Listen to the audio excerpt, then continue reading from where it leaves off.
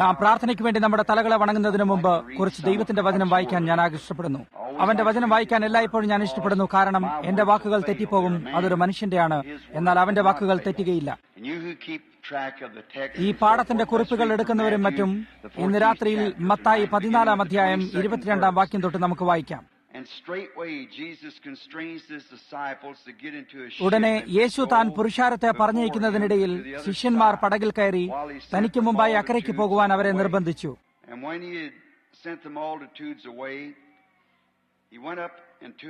അവൻ പുരുഷാരത്തെ പറഞ്ഞയച്ചിട്ട് പ്രാർത്ഥിപ്പാൻ തനിയെ മലയിൽ കയറിപ്പോയി. വൈകുന്നേരമായപ്പോൾ ഏകനായി അവിടെ ഇരുന്നു. പടകോ കരവിട്ട് പല നാഴിക ദൂരത്തായി. കാറ്റ് പ്രതികൂലമാകൊണ്ട് തിരകളാൽ വലഞ്ഞിരുന്നു. രാത്രിയിലെ 4-ാം യാമത്തിൽ അവൻ കടലിന്മേൽ നടന്ന് അവരുടെ അടുക്കൽ വന്നു. അവൻ കടലിന്മേൽ നടക്കുന്നത് കണ്ടിട്ട് ശിഷ്യന്മാർ ഭ്രമിച്ചു. അതൊരു ഭൂതം എന്ന് പറഞ്ഞ് പേടിച്ച് നിലവിളിച്ചു.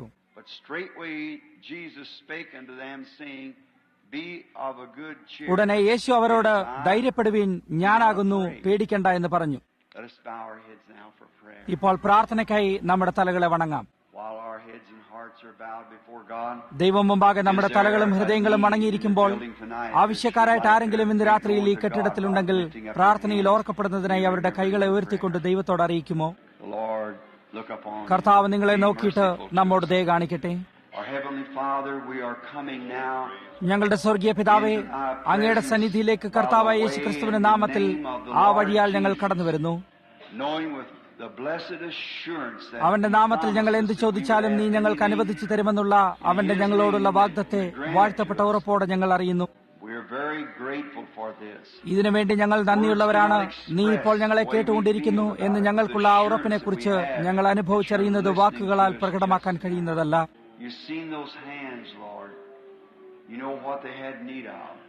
കർത്താവെ, നീ കൈകളെ കണ്ടിരിക്കുന്നു.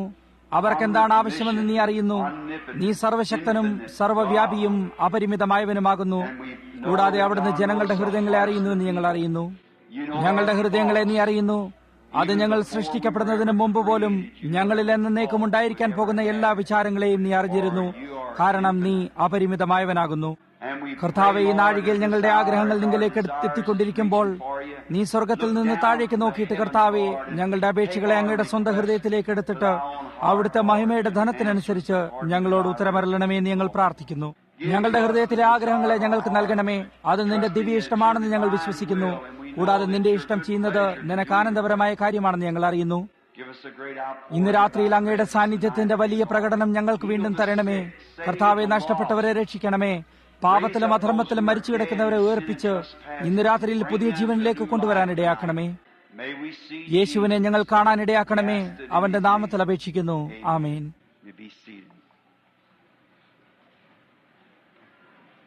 നിങ്ങൾക്കിരിക്കാം. ഇരിപ്പിടക്ഷമത കുറവായതിനാൽ ജനങ്ങൾക്കിടം കൊടുക്കാൻ കഴിയാത്തതിൽ ഞങ്ങൾക്ക് ഖേദമുണ്ട്. എന്നാൽ ആദ്യത്തെ രാത്രി തൊട്ടേ അവർക്ക് വലിയ ജനക്കൂട്ടത്തെ പറഞ്ഞയക്കേണ്ടതായി വന്നു എന്ന് പറഞ്ഞു. അതുകൊണ്ട് അതിനായി ഞങ്ങളോട് ക്ഷമിക്കണം. കൂടാതെ സഹോദരൻ ഗ്രാൻഡിന് മറ്റേ മുറി ഉടനെ പണിത് കിട്ടിയില്ല. അദ്ദേഹം ഈ ഭാഗത്തെ ഇടത്തേക്ക് മാറ്റുവാൻ പോകുന്നു എന്ന് ഞാൻ വിചാരിക്കുന്നു. തിരികെ ഡള്ളാസിലേക്കുള്ള അദ്ദേഹത്തിന്റെ സഭയിലേക്ക് വരുന്നത് ഒരു വാർഷിക കാര്യമായിട്ട് എടുക്കാമോ എന്ന് ഈ വിലയേറിയ സഹോദരനോട് ചോദിച്ചു. ഈ നാഴികയിൽ വാതിലുകളെല്ലാം എളുപ്പം അടഞ്ഞുകൊണ്ടിരിക്കുമ്പോൾ ഞാനിവിടേക്ക് വന്നിട്ട് ഇതൊരു വാർഷികമായ കാര്യമാക്കുക എന്നുള്ള ആ മനുഷ്യന്റെ ഈ വലിയ മഹത്തായ ക്ഷണനത്തെ ഞാൻ വിലമതിക്കുന്നു. ഇന്ന് രാവിലെ അവരോടും കൂടാതെ സഹോദരൻ ഗോർഡൻ ലിൻസിയോടും അവരിൽ പലരോടുമൊപ്പം ഒരു കൂട്ടായ്മയ്ക്കായുള്ള സമയം എനിക്കുണ്ടായിരുന്നു. ബിമോണ്ടിൽ വരാൻ പോകുന്ന യോഗങ്ങളുടെ ചുമതലക്കാരനായ സഹോദരൻ പെറി ഗ്രീൻ ഇന്ന് രാത്രിയിൽ എന്റെ പിന്നിലായിട്ട് ഇവിടെ ഇരിക്കുന്നു. കൂടാതെ വളരെയധികം നമ്മുടെ സ്നേഹിതരും സഹോദരൻ ഡോണും ഭാര്യയും ഇവിടെ ആയിരിക്കുന്നു. നമുക്ക് അവരുടെ ആയിരിക്കുന്നതിൽ വലിയ സന്തോഷമുണ്ട്. കർത്താവ് അവരെ അനുഗ്രഹിക്കട്ടെ. ഇന്ന് രാത്രിയിൽ എന്റെ സന്ദേശങ്ങളെ ഞാൻ അതിന് കഴിയാവുന്നിടത്തോളം സാധാരണമാക്കിയിട്ട് ഒരു കുട്ടിക്ക് പോലും അത് മനസ്സിലാക്കപ്പെടുന്നതിനായി ശ്രമിക്കുന്നു. നാളെ ഉച്ചയ്ക്ക് ഒരു സുവിശേഷ യോഗ ശുശ്രൂഷയുണ്ട്. നിങ്ങളെല്ലാവരും കടന്നു വരാൻ ഞാൻ ആഗ്രഹിക്കുന്നു. നിങ്ങളുടെ സ്വന്തം സഭയിൽ നിങ്ങൾക്ക് ശുശ്രൂഷയുണ്ടെങ്കിൽ നിങ്ങൾ എവിടെയാണോ സ്ഥാനപ്പെട്ടിരിക്കുന്നത് അവിടെ തന്നെ നിന്നുകൊള്ളുക. ആരും അവരുടെ സ്വന്തം സഭയെ വിട്ടുവരുവാൻ ഞാൻ ആഗ്രഹിക്കുന്നില്ല. നിങ്ങളൊരു രോഗിയായിട്ട് പ്രാർത്ഥിക്കപ്പെടുന്നതിനായി ഇവിടേക്ക് വരാൻ ആഗ്രഹിക്കുകയും നിങ്ങളുടെ സഭയിൽ നാളെ ഉച്ചയ്ക്ക് ശുശ്രൂഷയുമുണ്ടെങ്കിൽ അതിനെക്കുറിച്ച് നിങ്ങളുടെ പാസ്റ്ററിനോട് സംസാരിക്കുക. അതിനാൽ അദ്ദേഹം ഇതിനെക്കുറിച്ച് തെറ്റായി ചിന്തിക്കുകയില്ല. അതിനാൽ ഡള്ളാസിലും അതിനു ചുറ്റുമായി വസിക്കുന്ന യേശുക്രിസ്തുവിന്റെ മുഴുവൻ ദേഹത്തെയും സഹായിക്കുന്നതിനായി നാം സഹകരണത്തിലാണ് എന്ന് അദ്ദേഹം അറിയാനിടയാകട്ടെ. അതുകൊണ്ട് നാളെ ഉച്ചയ്ക്ക് 2:30 ഞാൻ സുവിശേഷ സന്ദേശത്തെ പ്രസംഗിക്കുന്നതാണ്.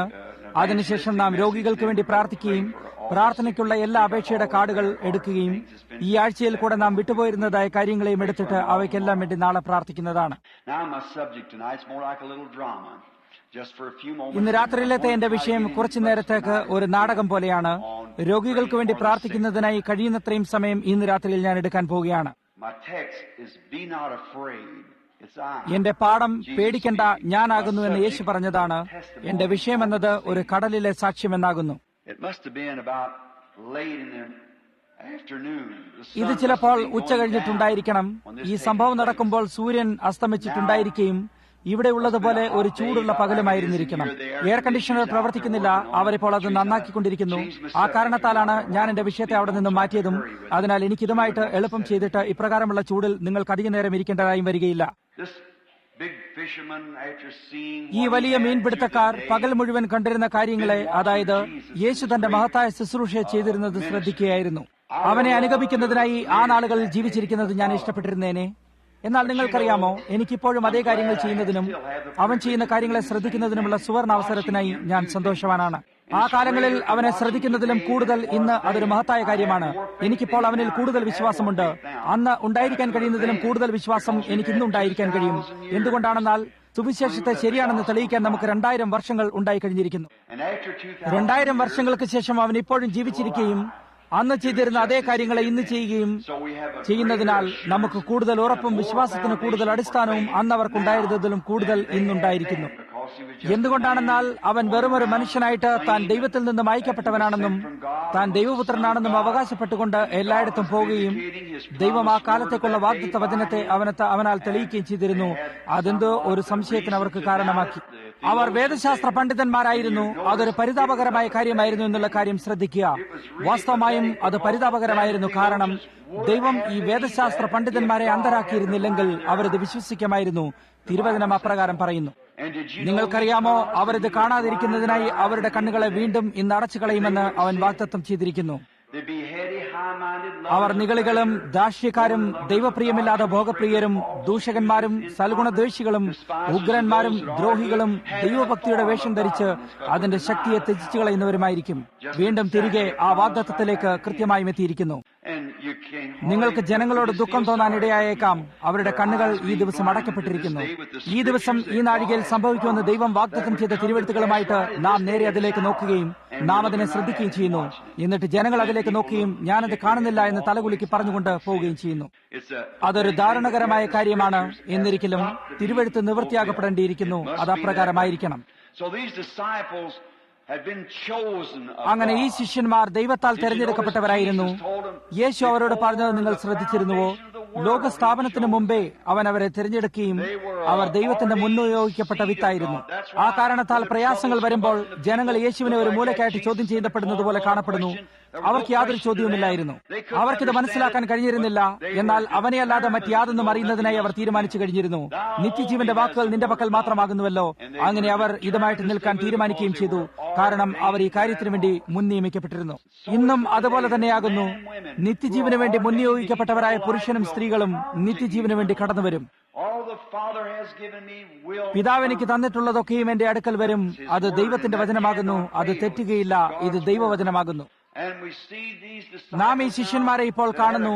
അന്ന് അവർക്ക് ഒരു മലയുടെ അടിവശത്തായിട്ടുള്ള ഒരു വലിയ മൈതാനത്തിൽ വെച്ച് ഒരു മഹത്തായ യോഗമുണ്ടായിരുന്നു.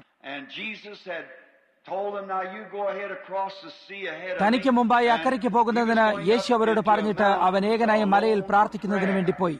ഈ ശിഷ്യന്മാർ അവരുടെ സ്നേഹിതരെ കണ്ടുമുട്ടിയതിനു ശേഷം അവർക്ക് എപ്രകാരം അനുഭവപ്പെട്ടിരുന്നുവെന്ന് എനിക്ക് ഊഹിക്കാൻ കഴിയുന്നു.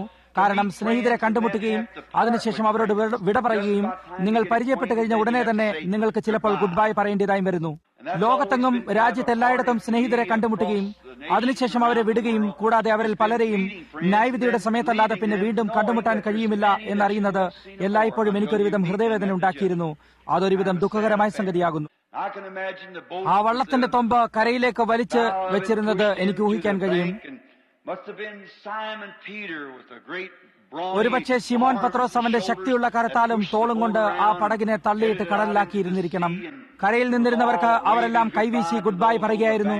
വീണ്ടും തിരികെ ഗുരുവിനെയും കൊണ്ട് ഞങ്ങളെ കാണാൻ വരണം, നമുക്കൊരു ഉണർവ് കൂടി നടത്തണം, ഞങ്ങൾ ഇന്ന് അത്രയധികം അനുഗ്രഹിക്കപ്പെട്ടിരിക്കുന്നു എന്നെല്ലാം അവർ ഉച്ചത്തിൽ അവരോട് പറഞ്ഞുകൊണ്ടിരുന്നു.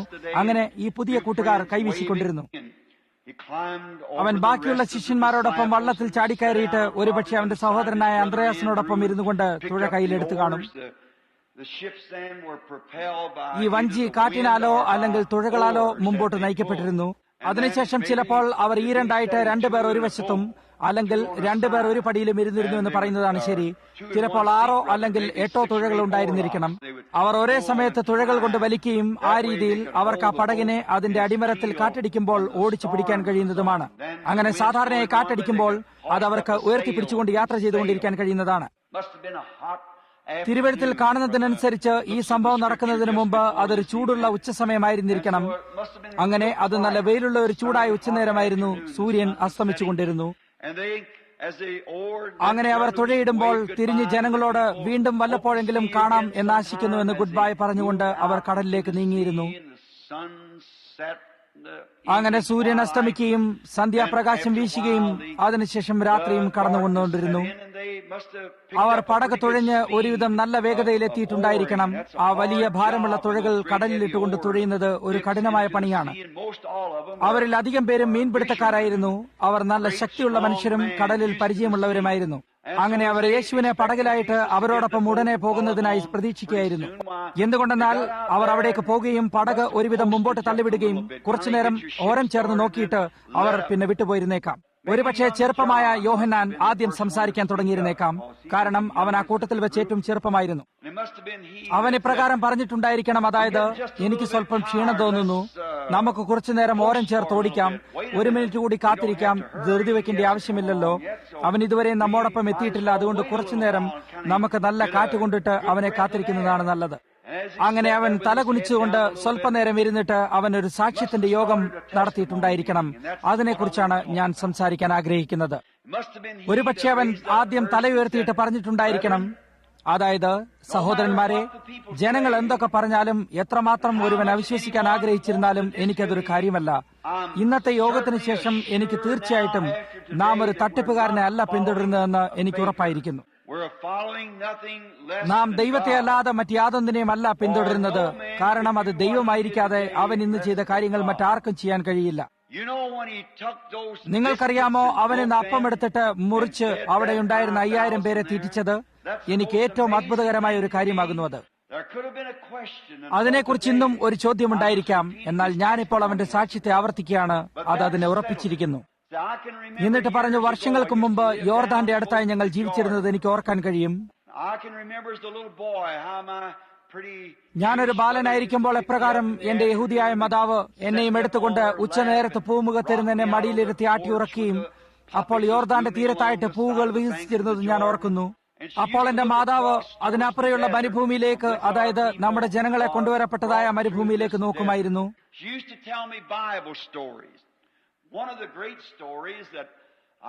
അവർ എന്നോട് ബൈബിളിലെ കഥകൾ പറയുമായിരുന്നു. അതിൽ ഞാൻ ഓർക്കുന്ന ഏറ്റവും മഹത്തായ കഥ ശൂനോംകാരത്തി സ്ത്രീയുടെ മകൻ മരിച്ചുപോയതും പ്രവാചകന ബാലനെ മരണത്തിൽ നിന്നും ഉയർപ്പിച്ചതുമാകുന്നു. അതെനിക്കൊരു പുളകം കൊള്ളിക്കുന്ന കഥയായിരുന്നു. കൂടാതെ ഏറ്റവും ആവേശം കൊള്ളിക്കുന്ന കഥകളും എന്റെ അമ്മ എന്നോട് പറഞ്ഞിരുന്നു. അതോടൊപ്പം അവർ പറയുമായിരുന്നു, നോക്കൂ യോഹന്നാനെ, നീ ഒരു കൊച്ചുകുട്ടിയാണ്, എന്നാൽ നീ വളർന്നുകൊണ്ടിരിക്കുമ്പോൾ ഈ കാര്യത്തെ നീ ഓർത്തിരിക്കാൻ ഞാൻ ആഗ്രഹിക്കുന്നു. അതായത് മഹാനായ യഹോവ നമ്മുടെ ജനങ്ങളെ മിസ്രൈമിൽ നിന്ന് കൊണ്ടുവരികയും നാം ആ മരുഭൂമിയിൽ കൂടെ ഈ നദി മറികടന്ന് ഇവിടെ എത്തിയിരിക്കുന്നു. 40 വർഷത്തോളം അവർ മരുഭൂമിയിൽ യാത്ര ചെയ്തിരിക്കുകയും വസ്ത്രങ്ങൾ കിട്ടാൻ ഒരു സ്ഥലമോ ഭക്ഷിക്കാൻ ഒരു സ്ഥലമോ ഉണ്ടായിരുന്നില്ല. എല്ലാ രാത്രിയിലും ദൈവം ആകാശത്തു നിന്നും അപ്പം തരികയും നമ്മുടെ ജനങ്ങളെ മരുഭൂമിയിൽ തീറ്റുകയും ചെയ്തു. കാരണം അവർ മഹാനായ യഹോവയെ പിന്തുടർന്നുകൊണ്ട് അവരുടെ കർത്തവ്യത്തിന്റെ നിരയിലായിരുന്നു. ഇപ്പോൾ ഏതെങ്കിലും ഒരു ദിവസം യഹോവ ജഡമായിട്ട് ഈ ഭൂമിയിൽ ഒരു മനുഷ്യന്റെ രൂപത്തിലാകാൻ പോകുകയും അവനെ മശീഹ, അതായത് അഭിഷേകം ചെയ്യപ്പെട്ടവൻ എന്ന് വിളിക്കപ്പെടും. എന്നിട്ട് അവൻ പറഞ്ഞു, കൂടാതെ ഞാൻ ഓർക്കുന്നു, ഒരു ബാലനായിരിക്കെ എന്റെ ശൈശവമായ ബുദ്ധി അത് ചിത്രീകരിക്കുമായിരുന്നു. അതായത് 2.5 കോടിയോളം ജനങ്ങളെ ദൈവം ഈ മരുഭൂമിയിൽ എങ്ങനെ തീറ്റിച്ചിരുന്നു, അത്രയും അപ്പം അവർക്ക് വേണ്ടി എങ്ങനെ കിട്ടിയിരുന്നു.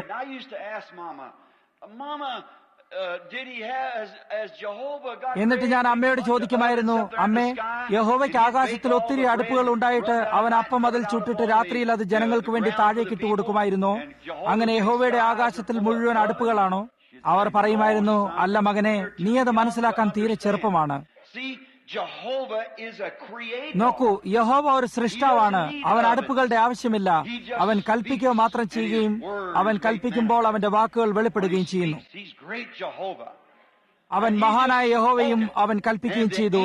ദൂതന്മാർ അത് ജനങ്ങൾക്ക് വേണ്ടി താഴേക്ക് വിതരണം ചെയ്യുകയും ചെയ്തു. എന്നാൽ ഇന്ന് അവൻ അവിടെ നിൽക്കുന്നത് ഞാൻ കണ്ടപ്പോൾ നിങ്ങൾ അവന്റെ മുഖത്തെ നോട്ടത്തെ ശ്രദ്ധിച്ചിരുന്നുവോ? അവന്റെ മനസ്സിൽ യാതൊരു സംശയമില്ലായിരുന്നു. ഞാൻ പിന്നിലുണ്ടായിരുന്ന പാറയുടെ മേൽ കയറിയിട്ട് അവൻ അപ്പമെടുത്ത് നുറുക്കിയിട്ട് ശുശ്രൂഷകരായ നമ്മുടെ കയ്യിൽ ജനങ്ങൾക്ക് വിതരണം ചെയ്യുന്നതിന് വേണ്ടി തരുമ്പോൾ ശ്രദ്ധിച്ചിരുന്നു. അതിനുശേഷം അവൻ വീണ്ടും മുറിക്കുവാൻ തുടങ്ങിയപ്പോൾ അപ്പം വീണ്ടും മുഴുവനായി തീർന്നിരുന്നു. അവനത് 100ഓളം വട്ടം എല്ലാവരും ഭക്ഷിച്ച് തിരയുന്നതുവരെ ചെയ്യുകയും കുട്ടകൾ നിറയെ എടുക്കുകയും ചെയ്തു. അത് യഹോവയല്ലാതെ മറ്റാതൊന്നുമായിരിക്കാൻ കഴിയുകയില്ല എന്ന് എനിക്കറിയാം. കാരണം അവൻ യഹോവയെ പോലെ തന്നെ പ്രവർത്തിച്ചിരുന്നു. യഹോവയ്ക്ക് മാത്രമേ സൃഷ്ടിക്കാൻ കഴിയുകയുള്ളൂ. അതുകൊണ്ട് ആ മനുഷ്യൻ ഒരു കബളിപ്പുകാരനല്ലെന്ന് എനിക്കറിയാം. ഒരൊറ്റ സൃഷ്ടികർത്താവേ ഉള്ളൂ, അത് യഹോവയാണ്. ഞാൻ കണ്ടിരുന്ന കാര്യങ്ങളെല്ലാം ഇപ്പോൾ എന്നെ സംതൃപ്തപ്പെട്ടിരിക്കുന്നു. നിങ്ങൾ ഇതറിഞ്ഞിരിക്കാൻ ഞാൻ ആഗ്രഹിക്കുന്നു. അതായത് എന്റെ ഹൃദയം പൂർണ്ണമായും സമർപ്പിക്കപ്പെട്ടിരിക്കുകയും അവൻ കേവലം ഒരു പ്രവാചകൻ മാത്രമല്ല എന്ന് ഞാൻ പൂർണ്ണമായും വിശ്വസിക്കുന്നു. അവനൊരു പ്രവാചകനാകുന്നു, എന്നാൽ അവൻ പ്രവാചകനേക്കാളും കൂടിയവനാണ്. അത് യഹോവ ദൈവം നമ്മുടെ ഇടയിൽ വസിക്കുന്നതല്ലാതെ മറ്റ് യാതൊന്നുമല്ല. കാരണം അവൻ അപ്പം സൃഷ്ടിക്കുകയും അവന് യഹോവയുടെ സ്വഭാവവും ഉണ്ടായിരിക്കുന്നു. ഞാൻ എന്റെ പിതാവിന്റെ പ്രവൃത്തി ചെയ്യുന്നില്ലെങ്കിൽ എന്നെ വിശ്വസിക്കേണ്ട. എന്നാൽ ഞാൻ എന്റെ പിതാവിന്റെ പ്രവൃത്തികൾ ചെയ്യുകയും നിങ്ങൾ എന്നെ വിശ്വസിക്കാതിരുന്നാലും പ്രവൃത്തികളെ വിശ്വസിപ്പീൻ. കാരണം അവ എന്നെക്കുറിച്ച് സാക്ഷ്യം പറയുകയും ഞാൻ ആരാണെന്ന് പറയുകയും ചെയ്യുന്നുവെന്ന് അവൻ പറഞ്ഞതിൽ യാതൊരു അത്ഭുതവുമില്ല. അത് കണ്ടിട്ട് ജനങ്ങൾക്ക് അത് വളരെ എളുപ്പമായി കാണാൻ കഴിഞ്ഞിരുന്നതുപോലെയുണ്ട്. അവൻ മശീഹ ആയിരുന്നുവെന്ന് യോഹന്നാൻ സംതൃപ്തനായിരുന്നു. അത് യെശയ്യാ പറഞ്ഞ പ്രകാരം നമുക്കൊരു ശിശു ജനിച്ചിരിക്കുന്നു, അവൻ അത്ഭുത മന്ത്രി, വീരനാം ദൈവം, നിത്യപിതാവ്, സമാധാന പ്രഭു എന്ന് പേർ വിളിക്കപ്പെടും. അങ്ങനെ യോഹന്നാൻ സംതൃപ്തനായിരുന്നു. കാരണം അവനത് കണ്ടിരുന്നു. ആ ചെറുപ്പക്കാരനായ മനുഷ്യൻ അവന്റെ സാക്ഷ്യം നൽകുകയായിരുന്നു. അത് തീർന്ന ഉടനെ തന്നെ ശിമോൻ പത്രോസ് പറഞ്ഞു, ഒരു നിമിഷം നിൽക്കുക, നാം ഒരു സാക്ഷ്യത്തിന്റെ യോഗം തുടങ്ങുകയാണെങ്കിൽ ഞാനും ചില കാര്യങ്ങൾ പറയാൻ ആഗ്രഹിക്കുന്നു. നിങ്ങൾക്കറിയാമോ, ഈ മുഴുവൻ കാര്യങ്ങളെക്കുറിച്ച് ഞാൻ വളരെ സംശയാലുവായിരുന്നു. എന്റെ സഹോദരനായ അന്ത്രേയസ് പ്രവാചകനായ യോഹന്നാന്റെ ഉണർവ് യോഗത്തിൽ പങ്കെടുക്കുകയും അവൻ മശീഹ വരുന്നുവെന്ന് സാക്ഷീകരിക്കുകയും അവനെ യോഹന്നാൻ പരിചയപ്പെടുത്തുകയും ചെയ്യും എന്ന് പറഞ്ഞിരുന്നു. അന്ത്രേയസ് എന്നോട് പറഞ്ഞതിനെ കുറിച്ച് ഞാൻ സ്വല്പം സംശയാലുവായിരുന്നു. കാരണം ഞാൻ മശീഹയുടെ മാതിരിയുള്ള കഥകളും മറ്റു കാര്യങ്ങളും എല്ലാം കേട്ടിരുന്നു. സഹോദരന്മാരായ നിങ്ങൾ എല്ലാവരും എന്റെ വൃദ്ധനായ പിതാവിനെ ഓർക്കുന്നുണ്ടായിരിക്കുമല്ലോ. അദ്ദേഹത്തിന്റെ പേര് യോന എന്നായിരുന്നു. അദ്ദേഹം എപ്രകാരം ഒരു ഉറച്ച വിശ്വാസിയായിരുന്നു എന്ന് നിങ്ങൾ ഓർക്കുന്നുണ്ടാകുമല്ലോ. കൂടാതെ എപ്രകാരം അച്ഛനും അമ്മയും ഞങ്ങൾ എല്ലാവരും ജീവിക്കുന്നതിന് വേണ്ടി മീൻ പിടിക്കുകയും ഞങ്ങൾക്ക് മീൻ കിട്ടാതെ വരുമ്പോഴും തിന്നാൻ അപ്പമില്ലാതെ വരുമ്പോഴും ഞങ്ങൾ തറയിൽ മുട്ടുകുത്തിയിട്ട് ദൈവത്തോട് പ്രാർത്ഥിക്കും, ദൈവമേ, ഇന്ന് ഞങ്ങൾക്ക് വേണ്ടി മീനിനെ തരണമേ, അതിനാൽ ഞങ്ങൾ അത് വിറ്റിട്ട് ഞങ്ങളുടെ കടങ്ങളെ തീർക്കാനും ഞങ്ങൾക്ക് ഭക്ഷിക്കാൻ ആഹാരത്തിനും ഇടയാകുമല്ലോ എന്നുള്ള കാര്യങ്ങളെ എനിക്ക് ഓർക്കാൻ കഴിയും. എന്നിട്ട് ഞങ്ങൾ കോളിളക്കമുള്ളപ്പോഴും കടലിലേക്ക് പോവുകയും കൊടുങ്കാറ്റിനെ എതിർക്കാൻ ധൈര്യപ്പെട്ടും വരുന്നു. കൂടാതെ അദ്ദേഹത്തിന്റെ നരച്ചുമുടി പിന്നിലേക്കായിരുന്നത് എനിക്ക് കാണാൻ കഴിയും. ഒരു ദിവസം അദ്ദേഹം വള്ളത്തിന്റെ പടിയിലിരുന്നു കൊണ്ട് എന്നോട് സംസാരിക്കാൻ തുടങ്ങിയിട്ട് പറഞ്ഞു, ശിമോനെ, നീ എന്റെ മൂത്ത മകനാകുന്നു. നിനക്കറിയാമോ, മശീഹായെ കാണാൻ കഴിയുമെന്ന് ഞാൻ എല്ലായ്പ്പോഴും വിശ്വസിച്ചിരുന്നു. ഏതേനിന് ശേഷം തൊട്ടേ നമ്മുടെ ജനങ്ങൾ അതിനുവേണ്ടി കാത്തിരുന്നു. എത്ര ദീർഘമേറിയ സമയമായാലും അതൊരു കാര്യമല്ല. അവൻ വരുമെന്ന് നമുക്ക് തീർച്ചയാണ്. അത് 4000 വർഷങ്ങളോളമായി കഴിഞ്ഞിരിക്കുന്നു എന്ന് നീ പറഞ്ഞേക്കാം. എന്നാൽ മശീഹ വരുമെന്ന് ഞാൻ വിശ്വസിക്കുന്നു. എല്ലാ യഹൂദന്മാരും അവരുടെ തലമുറയിൽ മശീഹായെ കാണുമെന്ന് വിശ്വസിച്ചിരുന്നു. എന്റെ തലമുറയിലും ഞാൻ അവനെ കാണുമെന്ന് ആശിക്കുന്നു.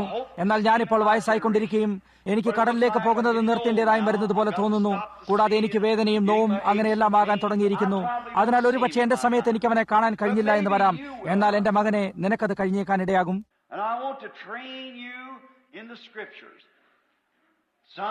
അതിനാൽ നിന്നെ തിരുവെഴുത്തിൽ ഞാൻ പരിശീലിപ്പിക്കാൻ ആഗ്രഹിക്കുന്നു. മകനെ, മശീഹ രംഗത്ത് വരുന്നതിന് മുമ്പ് എല്ലാ തരത്തിൽപ്പെട്ട തെറ്റായ കാര്യങ്ങളും മറ്റും കടന്നുവരും.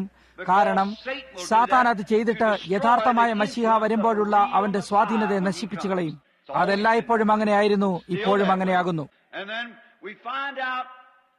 അതിനുശേഷം നാം കാണുന്നത് എന്താണെന്നാൽ, അവൻ പറഞ്ഞു, അദ്ദേഹം തന്റെ കരങ്ങൾ എന്റെ മേലിട്ടുകൊണ്ട് പറഞ്ഞു, മകനെ, മശീഹായെ തിരിച്ചറിയുന്നതിനായി ഒരൊറ്റ വഴി മാത്രമേ ഉള്ളൂ. പ്രവാചകന്മാരെ കൂടാതെ നമുക്ക് 100ഓളം വർഷങ്ങളായിരിക്കുന്നു. മലാക്കി നമ്മുടെ അവസാനത്തെ പ്രവാചകനായിരുന്നു. അത് 400 വർഷങ്ങൾക്ക് മുമ്പായിരുന്നു. അതിനുശേഷം നമുക്കൊരു പ്രവാചകൻ ഉണ്ടായിരുന്നില്ല.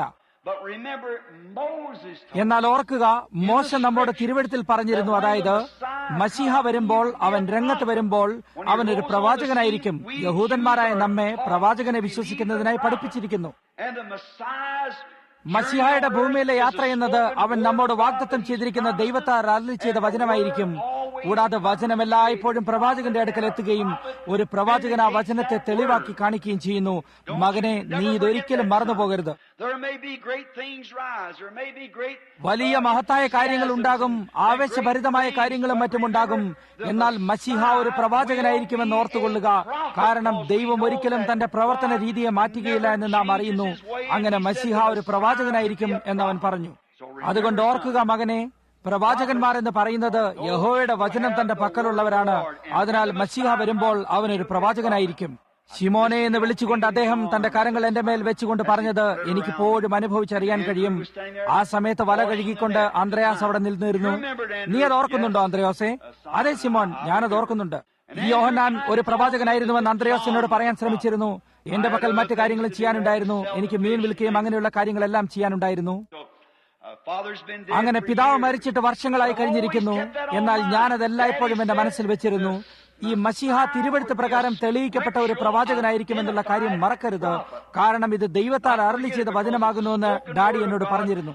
ആ വചനം എല്ലായ്പ്പോഴും നിരന്തരമായി പ്രവാചകന്മാരുടെ അടുക്കൽ എത്തിയിരുന്നു. അത് അതിനെ തിരിച്ചറിയുകയും അല്ലെങ്കിൽ ആ കാലത്തേക്ക് എന്താണ് വാഗ്ദത്തം ചെയ്തിരുന്നതെന്ന് വെളിപ്പെടുത്തുകയും ചെയ്തിരുന്നു. ശിമോൻ പറഞ്ഞു, ഒരു ദിവസം നിങ്ങൾക്കറിയാമോ, അന്ത്രയാസ് എന്നോട് ഒരു യോഗത്തിലേക്ക് പോകാൻ പറഞ്ഞു. അങ്ങനെ ഞാൻ ആ യോഗത്തിലേക്ക് പോവുകയും അവിടെ യേശു എന്ന ഈ വ്യക്തിയും ഉണ്ടായിരുന്നു. ഞാൻ പല രീതിയിലുള്ള കിംവദന്തികൾ കേട്ടിരുന്നു. അതായത് അവന് മുമ്പായി യേശു എന്ന ഒരു വ്യക്തി എഴുന്നേൽക്കപ്പെടുകയും എന്തോ വലിയ കാര്യങ്ങളെ വാഗ്ദത്തം ചെയ്യുകയും 400ഓളം പേർ അവന്റെ പിന്നാലെയായിട്ട് എല്ലാവരും നശിച്ചു പോവുകയും മറ്റും ചെയ്തു.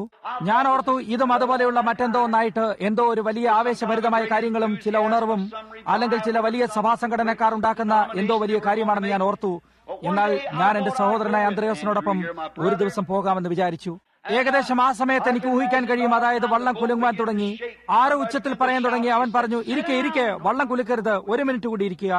എന്നിട്ട് അവൻ പറഞ്ഞു, നിങ്ങൾക്കറിയാമോ, ഞാൻ അവിടേക്ക് ചെന്നപ്പോൾ ആദ്യമായിട്ട് അവൻ എന്റെ മുമ്പിലേക്ക് ഞാൻ നടന്നു ചെന്നപ്പോൾ അവൻ നേരെ എന്റെ കണ്ണുകളിലേക്ക് നോക്കിയിട്ട് എന്റെ പേരെന്തായിരുന്നുവെന്ന് എന്നോട് പറഞ്ഞു. ഇതിനു മുമ്പ് ഒരിക്കലും അവൻ എന്നെ കണ്ടിരുന്നില്ല. അവൻ എന്നെ മാത്രമല്ല അറിഞ്ഞിരുന്നത്, എന്നാൽ എനിക്ക് തിരുവെഴുത്തിൽ നിർദ്ദേശങ്ങൾ തന്നിരുന്ന ഭക്തനായ ആ പ്രായം ചെന്ന എന്റെ പിതാവിനെയും അവൻ അറിഞ്ഞിരുന്നു. അത് മശീഹ ആയിരുന്നുവെന്ന് അപ്പോൾ ഞാൻ മനസ്സിലാക്കി. അത് അവിടെ വെച്ച് തന്നെ എല്ലാ കാര്യങ്ങളെയും എനിക്ക് ഉറപ്പിച്ചു തന്നു. എനിക്കതെല്ലാം ശരിയാക്കി തന്നു. എനിക്കും ഇവിടെ ഒരു വാക്ക് പറയാൻ കഴിയുമോ എന്ന് ഫിലിപ്പോസ് ചോദിച്ചിട്ടുണ്ടായിരിക്കണം. എന്നിട്ട് പറഞ്ഞു, സഹോദരൻ നഥനായേലേ, ഇത് നിന്നെ വേദനിപ്പിക്കാൻ ഇടയാകാതിരിക്കട്ടെ. കാരണം മശീഹ എന്തായിരിക്കുമെന്നുള്ളതിനെ കുറിച്ച് വർഷങ്ങളോളം നാം പുസ്തകങ്ങളെ പഠിച്ചിരുന്നു. എന്നാൽ അവനത് ചെയ്യുന്നത് ഞാൻ കണ്ടപ്പോൾ ഞാൻ ഓടിപ്പോയിട്ട് എന്റെ സ്നേഹിതനായ നഥനായേലിനെ അവിടെ കൊണ്ടുവന്നു. അവൻ അവിടേക്ക് വന്നപ്പോൾ അപ്പോൾ നഥാനിയേൽ പറഞ്ഞു, അത് ഞാൻ പറയട്ടെ. ഓ, നിങ്ങൾക്കറിയാമോ, യേശു എന്തെങ്കിലും നിങ്ങൾക്ക് വേണ്ടി ചെയ്തിരിക്കുന്നുവെങ്കിൽ അതിനെക്കുറിച്ച് എന്തോ ഒന്നാണ്. നിങ്ങൾക്കത് പറയാൻ കഴിയാതെ കഷ്ടിച്ച് നിൽക്കാൻ കഴിയുകയുള്ളൂ. നിങ്ങൾക്കത് പറയേണ്ടതായിട്ട് തന്നെയുണ്ട്. അത് ശരിയല്ലേ? അതെന്തോ വാസ്തവികമാണ്. നിങ്ങൾക്കത് പറയേണ്ടതായി തന്നെ ഇരിക്കുന്നു. അവൻ എന്നെ പരിശുദ്ധാത്മാവിനാൽ നിറച്ചപ്പോൾ എനിക്കതിനെക്കുറിച്ച് പറയേണ്ടതായി തന്നെ വന്നിരുന്നു. അതിനെക്കുറിച്ച് ആരെങ്കിലും അറിയാൻ ഞാൻ ആഗ്രഹിച്ചിരുന്നു. മറ്റാരെങ്കിലും അത് പറയുന്നതല്ല, എന്നാൽ ഞാൻ സ്വയമായിട്ടത് പറയുന്നതിനായി ആഗ്രഹിച്ചിരുന്നു. എനിക്ക് ഊഹിക്കാൻ കഴിയും. നഥാനിയേൽ ആകപ്പാടെ ആവേശഭരിതനായിട്ട് പറഞ്ഞു, ഞാനിത് പറയാൻ ആഗ്രഹിക്കുന്നു. ഫിലിപ്പോസിനെ കുറിച്ച് അവൻ എന്നോട് ഇതിനെപ്പറ്റി പറഞ്ഞപ്പോൾ ഞാൻ സ്വല്പം സംശയാലുവായിരുന്നു. നസറത്തിൽ നിന്നും വല്ല നന്മയും വരുമോ എന്ന് ഞാൻ ചോദിച്ചിരുന്നില്ലേ? എപ്പോഴെങ്കിലും ആർക്കെങ്കിലും തരാൻ കഴിയുന്നതിൽ വെച്ച് ഏറ്റവും നല്ല ഉത്തരമായിട്ട് വന്ന് കാണുക എന്ന് നീ എന്നോട് പറഞ്ഞു. അതിന്നും നല്ലതായി തന്നെ പ്രവർത്തിക്കുന്നു. അത് ശരിയാണ്. വീട്ടിലിരുന്ന് കുറ്റം പറയരുത്. കടന്നു വന്ന് അത് നീ സ്വയം കണ്ടുപിടിക്കുക. നസറത്തിൽ നിന്നും എന്തെങ്കിലും നന്മ വരുമോ എന്ന് ഞാൻ ചോദിച്ചു. നീ തന്നെ വന്ന് കാണുക എന്ന് നീ എന്നോട് പറഞ്ഞത് നിനക്കറിയാമല്ലോ. ഞാൻ അവന്റെ സന്നിധിയിലേക്ക് നടന്നു ചെന്നപ്പോൾ അവൻ എന്നോട് ഞാൻ ഒരു എബ്രായനാണെന്നും ഒരു ഇസ്രായേലിയാണെന്നും കൂടാതെ ആത്മാർത്ഥമായവനാണെന്നും എന്നോട് പറഞ്ഞു. എനിക്കതറിയാമായിരുന്നു. എന്നാൽ അതെങ്ങനെ കഴിയുമെന്ന് ഞാൻ ആശ്ചര്യപ്പെട്ടുപോയി. അവൻ കാഴ്ചയ്ക്ക് ഒരു സാധാരണപ്പെട്ട മനുഷ്യനെ പോലെ കണ്ടിരുന്നു. മശീഹ സ്വർഗത്തിൽ നിന്നും ഒരു സുവർണമായ ഇടനാഴിയിൽ കൂടെ യെരുശലേമിലുള്ള സഭാ സംഘടനകളുടെ തലവന്റെ അടുക്കലേക്ക് നടന്നു വന്നിട്ട്, കയ്യഭാവേ, ഇതാ ഞാൻ എത്തിയിരിക്കുന്നു എന്ന് പറയും എന്ന് ഞാൻ പ്രതീക്ഷിച്ചിരുന്നു. എന്നാൽ അവൻ നസറേത്തിലുള്ള ഒരു പാവപ്പെട്ട കുടുംബത്തിൽ നിന്നും കടന്നു വന്നിരിക്കുന്നതായി ഞാൻ കണ്ടുപിടിച്ചു. അതുകൂടാതെ നിയമാനുസൃതമല്ലാതെ ജനിച്ചവൻ എന്ന ഒരു കറുത്ത പേരും യഥാർത്ഥത്തിൽ അവന് പിന്നിലായിട്ടുണ്ടായിരുന്നു. സാധാരണപ്പെട്ട വസ്ത്രങ്ങൾ ധരിച്ച് ഒരു പുരോഹിതനെയോ മറ്റാരെയോ പോലെ തോന്നിക്കാതെ അവൻ അവിടെ നിന്നിരുന്നു. വെറും ഒരു സാധാരണപ്പെട്ട മനുഷ്യനായിരുന്നു. ഞാൻ അവിടേക്ക് നടന്നു ചെന്നപ്പോൾ അവൻ എങ്ങനെ മശീഹായിരിക്കാൻ കഴിയുമെന്ന് ഞാൻ ഓർത്തുപോയി. ഒരു പഴയ വസ്ത്രം ധരിച്ചുകൊണ്ട് അവനൊരു ചെറുപ്പക്കാരനായിരുന്നത് മുതൽ അതാണ് ധരിച്ചിരുന്നത്. കൂടാതെ ഇവിടെയും അതേ വസ്ത്രം തന്നെയായിരുന്നു. അവന്റെ തലമുടി പിന്നിലേക്ക് തൂങ്ങിക്കിടന്നിരുന്നു. അത് കാഴ്ചയ്ക്ക് വഴിയിലുള്ള ഒരു സാധാരണക്കാരനായ മനുഷ്യനെ പോലെ കണ്ടിരുന്നു. അവൻ എന്റെ മുഖത്തേക്ക് നോക്കിയിട്ട് പറഞ്ഞു, ഫിലിപ്പോസ് നിന്നെ വിളിക്കും മുമ്പേ നീ ആ തീയുടെ കീഴിൽ ഇരിക്കുമ്പോൾ ഞാൻ നിന്നെ കണ്ടുവെന്ന് പറഞ്ഞു. എനിക്കതെല്ലാമായിരുന്നു. ഞാൻ തിരുവചനത്താൽ അത് മശീഹ ആയിരുന്നുവെന്ന് അറിഞ്ഞു. അത് അവനായിരുന്നു. വള്ളം കുലുങ്ങിയിരുന്നിട്ടുണ്ടാകാം, എന്നാൽ സാക്ഷ്യത്തിന്റെ യോഗം തുടർന്നുകൊണ്ടിരുന്നു. ഓ, എന്തൊരു അത്ഭുതകരമായ സമയമായിരുന്നു കടലിൽ വെച്ച് അവർക്കുണ്ടായിരുന്നത്. അതൊരു മഹത്തായ സമയമായിരുന്നു. അന്ത്രയാസ് പറഞ്ഞു, എന്നെ കുഴപ്പിച്ചു കളഞ്ഞത് ഇതുപോലെയുള്ള ഒരു കാര്യം ഞാൻ കുറച്ചു നേരം നിങ്ങളോട് പറയട്ടെ. നാം യെരിഹോവിലേക്ക് പോയിരുന്നത് നിങ്ങൾ ഓർക്കുന്നുണ്ടായിരിക്കുമല്ലോ. അവൻ പറഞ്ഞു, നാം പോയിരിക്കണം, എനിക്ക് ശമരിയയിൽ കൂടെ പോകേണ്ടത് ആവശ്യമായിരിക്കുന്നു. അങ്ങനെ അവൻ സുഖാർ എന്ന ശമരിയ പട്ടണത്തിലേക്ക് പോവുകയും അവൻ നമ്മെ ഭക്ഷണം വാങ്ങിക്കുന്നതിനായി നഗരത്തിലേക്ക് പറഞ്ഞയക്കുകയും ചെയ്തു. ഓ അതെ, ഞാൻ ഓർക്കുന്നു, കൊള്ളാം, അവരെല്ലാം കൂടി അതെ അതെ അതെ ഞാൻ ഓർക്കുന്നു എന്ന് പറഞ്ഞു. ആ വള്ളം കുലുങ്ങിക്കൊണ്ടിരുന്നു. എല്ലാവർക്കും കൂടി ഒരു ഉണർവിന് ശേഷം അത്ഭുതകരമായ ഒരു സാക്ഷ്യത്തിന്റെ സമയമായിരുന്നു. അങ്ങനെ അവർക്ക് ഒരു സാക്ഷ്യത്തിന്റെ യോഗമായിരുന്നു. എന്നിട്ട് അവൻ പറഞ്ഞു, നാം തിരികെ എത്തിയപ്പോൾ നമ്മുടെ ഗുരു ഒരു പേരുകെട്ട വേശ്യയുമായിട്ട് സംസാരിക്കുന്നത് കണ്ടിട്ട് നാം അത്ഭുതപ്പെട്ടു പോയിരുന്നില്ലേ? അത് വളരെ മോശമായ ഒരു കാര്യമായിട്ട് നാം വിചാരിച്ചു. ഈ ചെറുപ്പക്കാരത്തിയോട് അവൻ സംസാരിക്കുന്നത് നോക്കൂ. അവൻ നമ്മെ പറഞ്ഞയച്ചിട്ട് ഇതാ അവിടെ ഇരിക്കുന്ന ഒരു മോശം കെട്ട സ്ത്രീയോട് സംസാരിക്കുന്നു. എന്നാൽ നാം കുറ്റിക്കാടുകൾക്ക് പിന്നിലായി നിന്നുകൊണ്ട് അവരുടെ സംഭാഷണം കേട്ടത് ഓർക്കുന്നില്ലേ? സ്ത്രീയെ, പോയി നിന്റെ ഭർത്താവിനെ വിളിച്ചുകൊണ്ടുവരിക എന്ന് അവളോട് പറയുന്നത് നാം കേട്ടിരുന്നു. കൊള്ളാം, നമുക്കൊരു പക്ഷേ തെറ്റുപറ്റിയിട്ടുണ്ടായിരിക്കണം. ചിലപ്പോൾ ആ സ്ത്രീ നിയമപരമായി വിവാഹിതയായിരിക്കാൻ ഇടയുണ്ട്. അവൾ തിരിഞ്ഞ് അവന്റെ മുഖത്തേക്ക് നോക്കിയിട്ട് പറഞ്ഞു, യജമാനെ, എനിക്ക് ഭർത്താവില്ല. നമ്മുടെ ഹൃദയം എപ്രകാരം തകർന്നു പോയിരുന്നു എന്നത് നിങ്ങൾ ഓർക്കുന്നില്ലേ? നമ്മുടെ മഹാനായ, നമുക്ക് പൂർണ്ണ വിശ്വാസമുണ്ടായിരുന്ന മശീഹ ഇതാ ഇവിടെ ഒരു കള്ളത്തിൽ, ഒരു കുറുക്ക് ചോദ്യത്തിൽ പിടിക്കപ്പെട്ടിരിക്കുന്നു. കാരണം നിന്റെ ഭർത്താവിനെ കൊണ്ടുവരിക എന്ന് അവളോട് പറയുകയും അവൾക്ക് ഭർത്താവില്ല എന്ന് അവൾ സാക്ഷീകരിക്കുകയും ചെയ്തിരിക്കുന്നു. അത് അവന്റെ മേലൊരു വലിയ തിരിച്ചടിയായിരുന്നു. നാം എപ്രകാരം അതിശയപ്പെട്ടിട്ട് അവിടെ നോക്കി നിൽക്കുകയും നമ്മുടെ ശ്വാസം നമ്മിൽ നിന്ന് പോയിരുന്നതായും ഓർക്കുന്നില്ലേ? അതെ അതെ, ഞാൻ ഓർക്കുന്നു. അതിനുശേഷമുള്ള അവന്റെ അടുത്ത വാക്കുകളെ നിങ്ങൾ ഓർക്കുന്നില്ലേ? അവൻ പറഞ്ഞു, നീ പറഞ്ഞത് സത്യം തന്നെ. 5 ഭർത്താക്കന്മാർ നിനക്കുണ്ടായിരുന്നു, ഇപ്പോൾ ഉള്ളവനോ ഭർത്താവല്ല. ഓ, ആ മുൾച്ചെടികളുടെ പിന്നിൽ വെച്ചുണ്ടായിരുന്ന ആ സാക്ഷ്യത്തിന്റെ യോഗത്തെ നിങ്ങൾ ഓർക്കുന്നില്ലേ? നോക്കൂ, നിങ്ങൾക്ക് അവനെ ഒരു മൂലയ്ക്കാക്കാൻ പറ്റുകയില്ല. അവൻ ദൈവമാകുന്നു. ഓ, ശിമോൻ പറഞ്ഞു, അല്ല, അന്ത്രയാസ് പറഞ്ഞു, അതെനിക്കെല്ലാം ഉറപ്പിച്ചു തന്നിരുന്നു. ഭർത്യമായി പറഞ്ഞു, ഞാനും ഇതൊരു സാക്ഷ്യമായി വെക്കാൻ ആഗ്രഹിക്കുന്നു. സഹോദരന്മാരെ, എനിക്കതിന് കഴിയുമോ എന്ന് ചോദിച്ചു. ഓ കൊള്ളാം, നിനക്ക് കഴിയും. നമുക്ക് ധാരാളം സമയമുണ്ട്. അവൻ ഇതുവരെയും എത്തിയിട്ടില്ല. അതുകൊണ്ട് നമുക്ക് കുറച്ചുകൂടി തുഴഞ്ഞു കളയാം. ഭർത്യമായി നീയും സാക്ഷ്യം പറഞ്ഞുകൊള്ളുക. ഇതെനിക്കൊരു മഹത്തായ കാര്യമാണ്. യെരിഹോവിലുള്ള റിബേക്ക എന്ന നമ്മുടെ സഹോദരിയെ നിങ്ങൾ ഓർക്കുന്നുണ്ടോ? അതെ, ഉണ്ട്. അവളുടെ ഭർത്താവ് ഒരു ലഘുഭക്ഷണശാല അവിടെ നടത്തിയിരുന്നു. ആഹാഹാ, അദ്ദേഹം ഒരു വാണിജ്യക്കാരനായിരുന്നു. അദ്ദേഹത്തിന്റെ പേര് സക്കൈ എന്നായിരുന്നു. അതെ അതെ അതെ, അദ്ദേഹത്തെ ഞാൻ ശരിക്കും ഓർക്കുന്നുണ്ട്. നിങ്ങൾ ഓർക്കുന്നില്ലേ? അവൾ നമ്മുടെ സഹോദരിമാരിൽ ഒരുവളാണ്. അവൾ കർത്താവിൽ വിശ്വസിക്കുകയും സക്കായി യേശുവിനെ സ്വീകരിക്കാതെ ഇങ്ങനെ വിട്ടുകളയുകയും ചെയ്യുമെന്ന് ഭയപ്പെട്ടിരുന്നു. കൂടാതെ സക്കായി അവിടുത്തെ പുരോഹിതന്റെ ഒരു നല്ല സ്നേഹിതനുമായിരുന്നു. അതിനാൽ എന്തെങ്കിലും ഒന്ന് സംഭവിച്ചിട്ട് അവന്റെ കണ്ണുകൾ തുറക്കാനിടയാകുകയും അവൻ ഇതാണ് അവന്റെ ഗുരുവെന്നും ഇത് ദൈവത്തിന്റെ വചനം വെളിവാക്കപ്പെട്ടതാണെന്നും നമ്മുടെ ഇടയിൽ ജഡമായി അവതരിക്കപ്പെട്ടതാണെന്നും മനസ്സിലാക്കാൻ ഇടയാക്കണമെന്ന് അവൾ പ്രാർത്ഥിച്ചിരുന്നു. എന്നാൽ ഞങ്ങൾ അവനോട് നസറായനായ യേശു ഹൃദയ രഹസ്യങ്ങളെ അറിയുന്നവനാണെന്നും അവൻ വചനമായിരുന്നെന്നും കാരണം വചനം ഹൃദയ വിചാരങ്ങളെ വിവേചിച്ചിരുന്നു എന്നും അവനോട് പറയാൻ ശ്രമിച്ചിരുന്നു. അവൻ പറഞ്ഞു, അസംബന്ധമാണ്. ഞാൻ പുരോഹിതൻ പറയുന്നത് മാത്രമാണ് വിശ്വസിക്കുന്നത്. പുരോഹിതൻ പറയുന്നത് എനിക്ക് ധാരാളമാകുന്നു.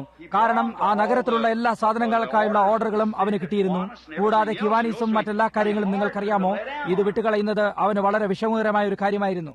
അതിനാൽ റിബക്ക ഞങ്ങളോട് എല്ലാവരോടും പ്രാർത്ഥിക്കാനും വീണ്ടും പ്രാർത്ഥിക്കാനായി പറഞ്ഞിരുന്നു. അങ്ങനെ അവനൊരു പ്രവാചകനാണെന്നുള്ള വിഷയത്തിൽ വരുമ്പോഴെല്ലാം അത് അസംബന്ധമാണെന്ന് അവൻ പറയും. കൂടാതെ പുരോഹിതൻ പറയുന്നത് അവൻ ബിയൽസെബൂബാകുന്നു, അവനൊരു പിശാചാണ്, അവൻ പിശാചിന്റെ ശക്തിയാലാണ് ഇത് ചെയ്യുന്നത്, അവനൊരു മാനസിക പരഹൃദയ ജ്ഞാനകനാകുന്നു. അതാണ് എല്ലാമായിട്ട്, ഇതിൽ മറ്റു വലിയ കാര്യങ്ങളൊന്നുമില്ല എന്ന് അവൻ പറയും. അതുകൊണ്ട് അങ്ങനെ ഒരു കാര്യം ഈ കാലത്തിലില്ല. 100ഓളം വർഷങ്ങളായിട്ട് നമുക്കൊരു പ്രവാചകനില്ല. അങ്ങനെയൊക്കെ ഈ മനുഷ്യന് ഒരു കൂട്ടായ്മയുടെ കാർഡ് പോലും ഇല്ലാതെ അവൻ എങ്ങനെ ഒരു പ്രവാചകനായിരിക്കാൻ കഴിയും? ഇല്ല, അങ്ങനെ ഒരു കാര്യത്തിന് യാതൊരു വഴിയുമില്ല. എന്നാൽ നിങ്ങൾക്കറിയാമോ, അവന്റെ ഭാര്യയായ റിബക്ക പ്രാർത്ഥനയിലായിക്കൊണ്ട് മുറുകെ പിടിച്ചിരുന്നു.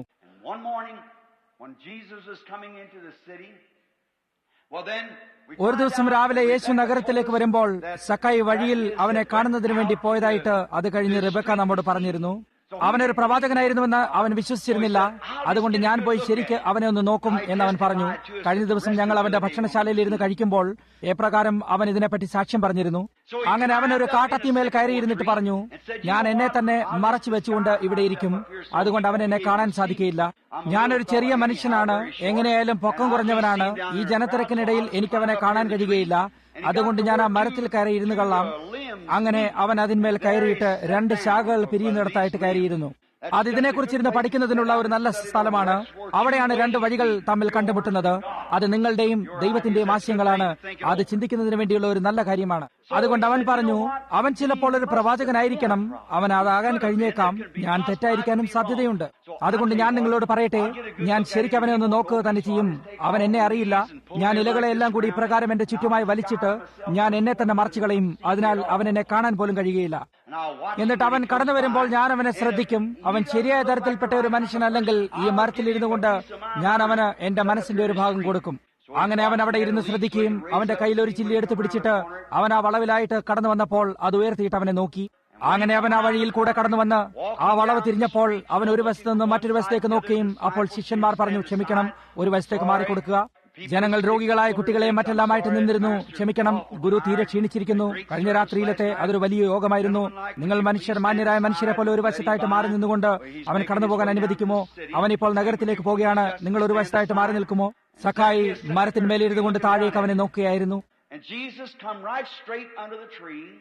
യേശു നേരെ ആ മരത്തിന്റെ അടിയിൽ വന്ന് നിന്നിട്ട് മേലേക്ക് നോക്കിയിട്ട് പറഞ്ഞു, സഖയ്യേ, വേഗം ഇറങ്ങി വാ, ഇന്ന് വൈകിട്ടത്തെ ഊണിനായി ഞാൻ നിന്റെ വീട്ടിലേക്ക് പോവുകയാണ്. അതെനിക്കെല്ലാം ഉറപ്പിച്ചിരുന്നു. അവൻ അവിടെ മുകളിൽ ഇരിപ്പുണ്ടെന്നും അവന്റെ പേരെന്തായിരുന്നുവെന്നും അവൻ അറിയാമായിരുന്നു. അതെനിക്കെല്ലാമായിരുന്നു. അതെനിക്ക് മശിഹായാണ്. അതെ ശ്രീമാൻ, കാരണം മശിഹ അത് ചെയ്യുമെന്ന് നമുക്കറിയാമായിരുന്നു. തീർച്ചയായും. അങ്ങനെ അവനോടൊപ്പം അന്ന് രാത്രിയിലത്തെ ഊണിനായി അവന് പോകേണ്ടിയിരുന്നു എന്ന് പറഞ്ഞു. അതെത്ര മഹത്തായ ഒരു സമയമായിരുന്നു. നാം അത് ഓർക്കുന്നു.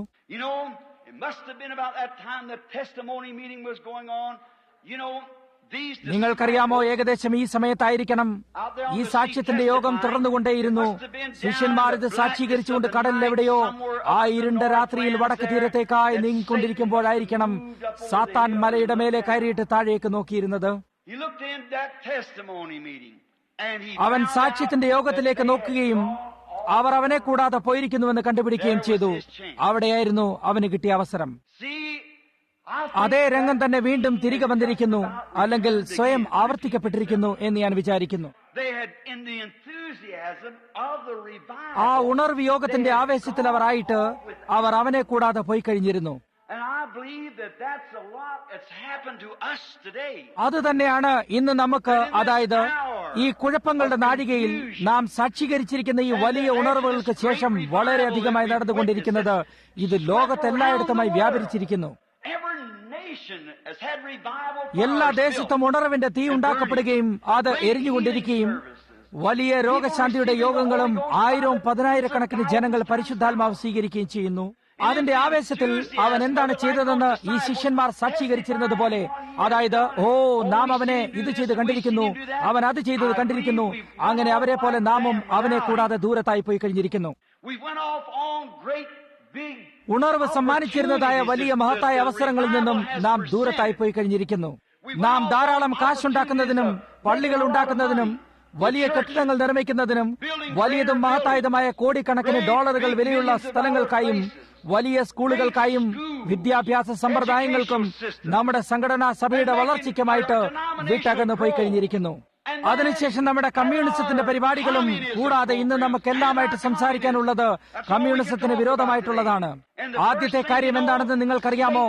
സാത്താൻ നമ്മെ അവർക്കുള്ളതായ കമ്മ്യൂണിസത്തിന് വിരോധമായ പരിപാടികളിലും നമ്മുടെ സഭാ സംഘടനകളുടെ പരിപാടികളിലും നമ്മുടെ കോടിക്കണക്കിന് കൂടുതലായുള്ള പരിപാടികളിലും മറ്റും കണ്ടിരിക്കുന്നു.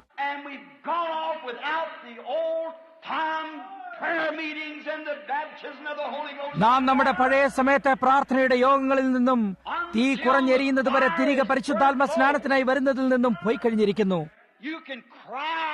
നിങ്ങൾക്ക് നിലവിളിക്കാൻ കഴിയും. ജനങ്ങളെ വേദിയിലേക്ക് കൊണ്ടുവരാൻ ശ്രമിച്ചിട്ട് അവർ മിക്കവാറും ചത്തതുപോലെ അവിടേക്ക് നടന്നു കയറി വരും. ഒരു ഭയം അവിടെ വരേണ്ടതായിട്ടുണ്ട്. അതിനുശേഷം ശുശ്രൂഷകരോട് അവരോട് പ്രാർത്ഥനയ്ക്ക് വേണ്ടി കടന്നു വരാൻ പറയും. ഓ, അവൻ എന്തിനു വേണ്ടിയാണ് എന്നോട് ചോദിച്ചത്? അങ്ങനെ അവർ അവിടെ എത്തും. നിങ്ങൾക്ക് അവരെ കഷ്ടിച്ചേ കിട്ടുകയുള്ളൂ. അവർ കുറച്ചു നേരം മാത്രം അവിടെ നിന്നിട്ട് പിന്നെ നിങ്ങളെ നോക്കുകയും തിരികെ അവരുടെ ഇരിപ്പിടത്തിൽ ചെന്നിരിക്കുകയും ചെയ്യും.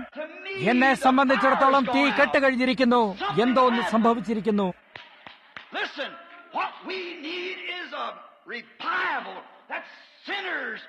ശ്രദ്ധിക്കുക, ഒരു ഉണർവാണ് നമുക്ക് ആവശ്യമായിട്ടുള്ളത്.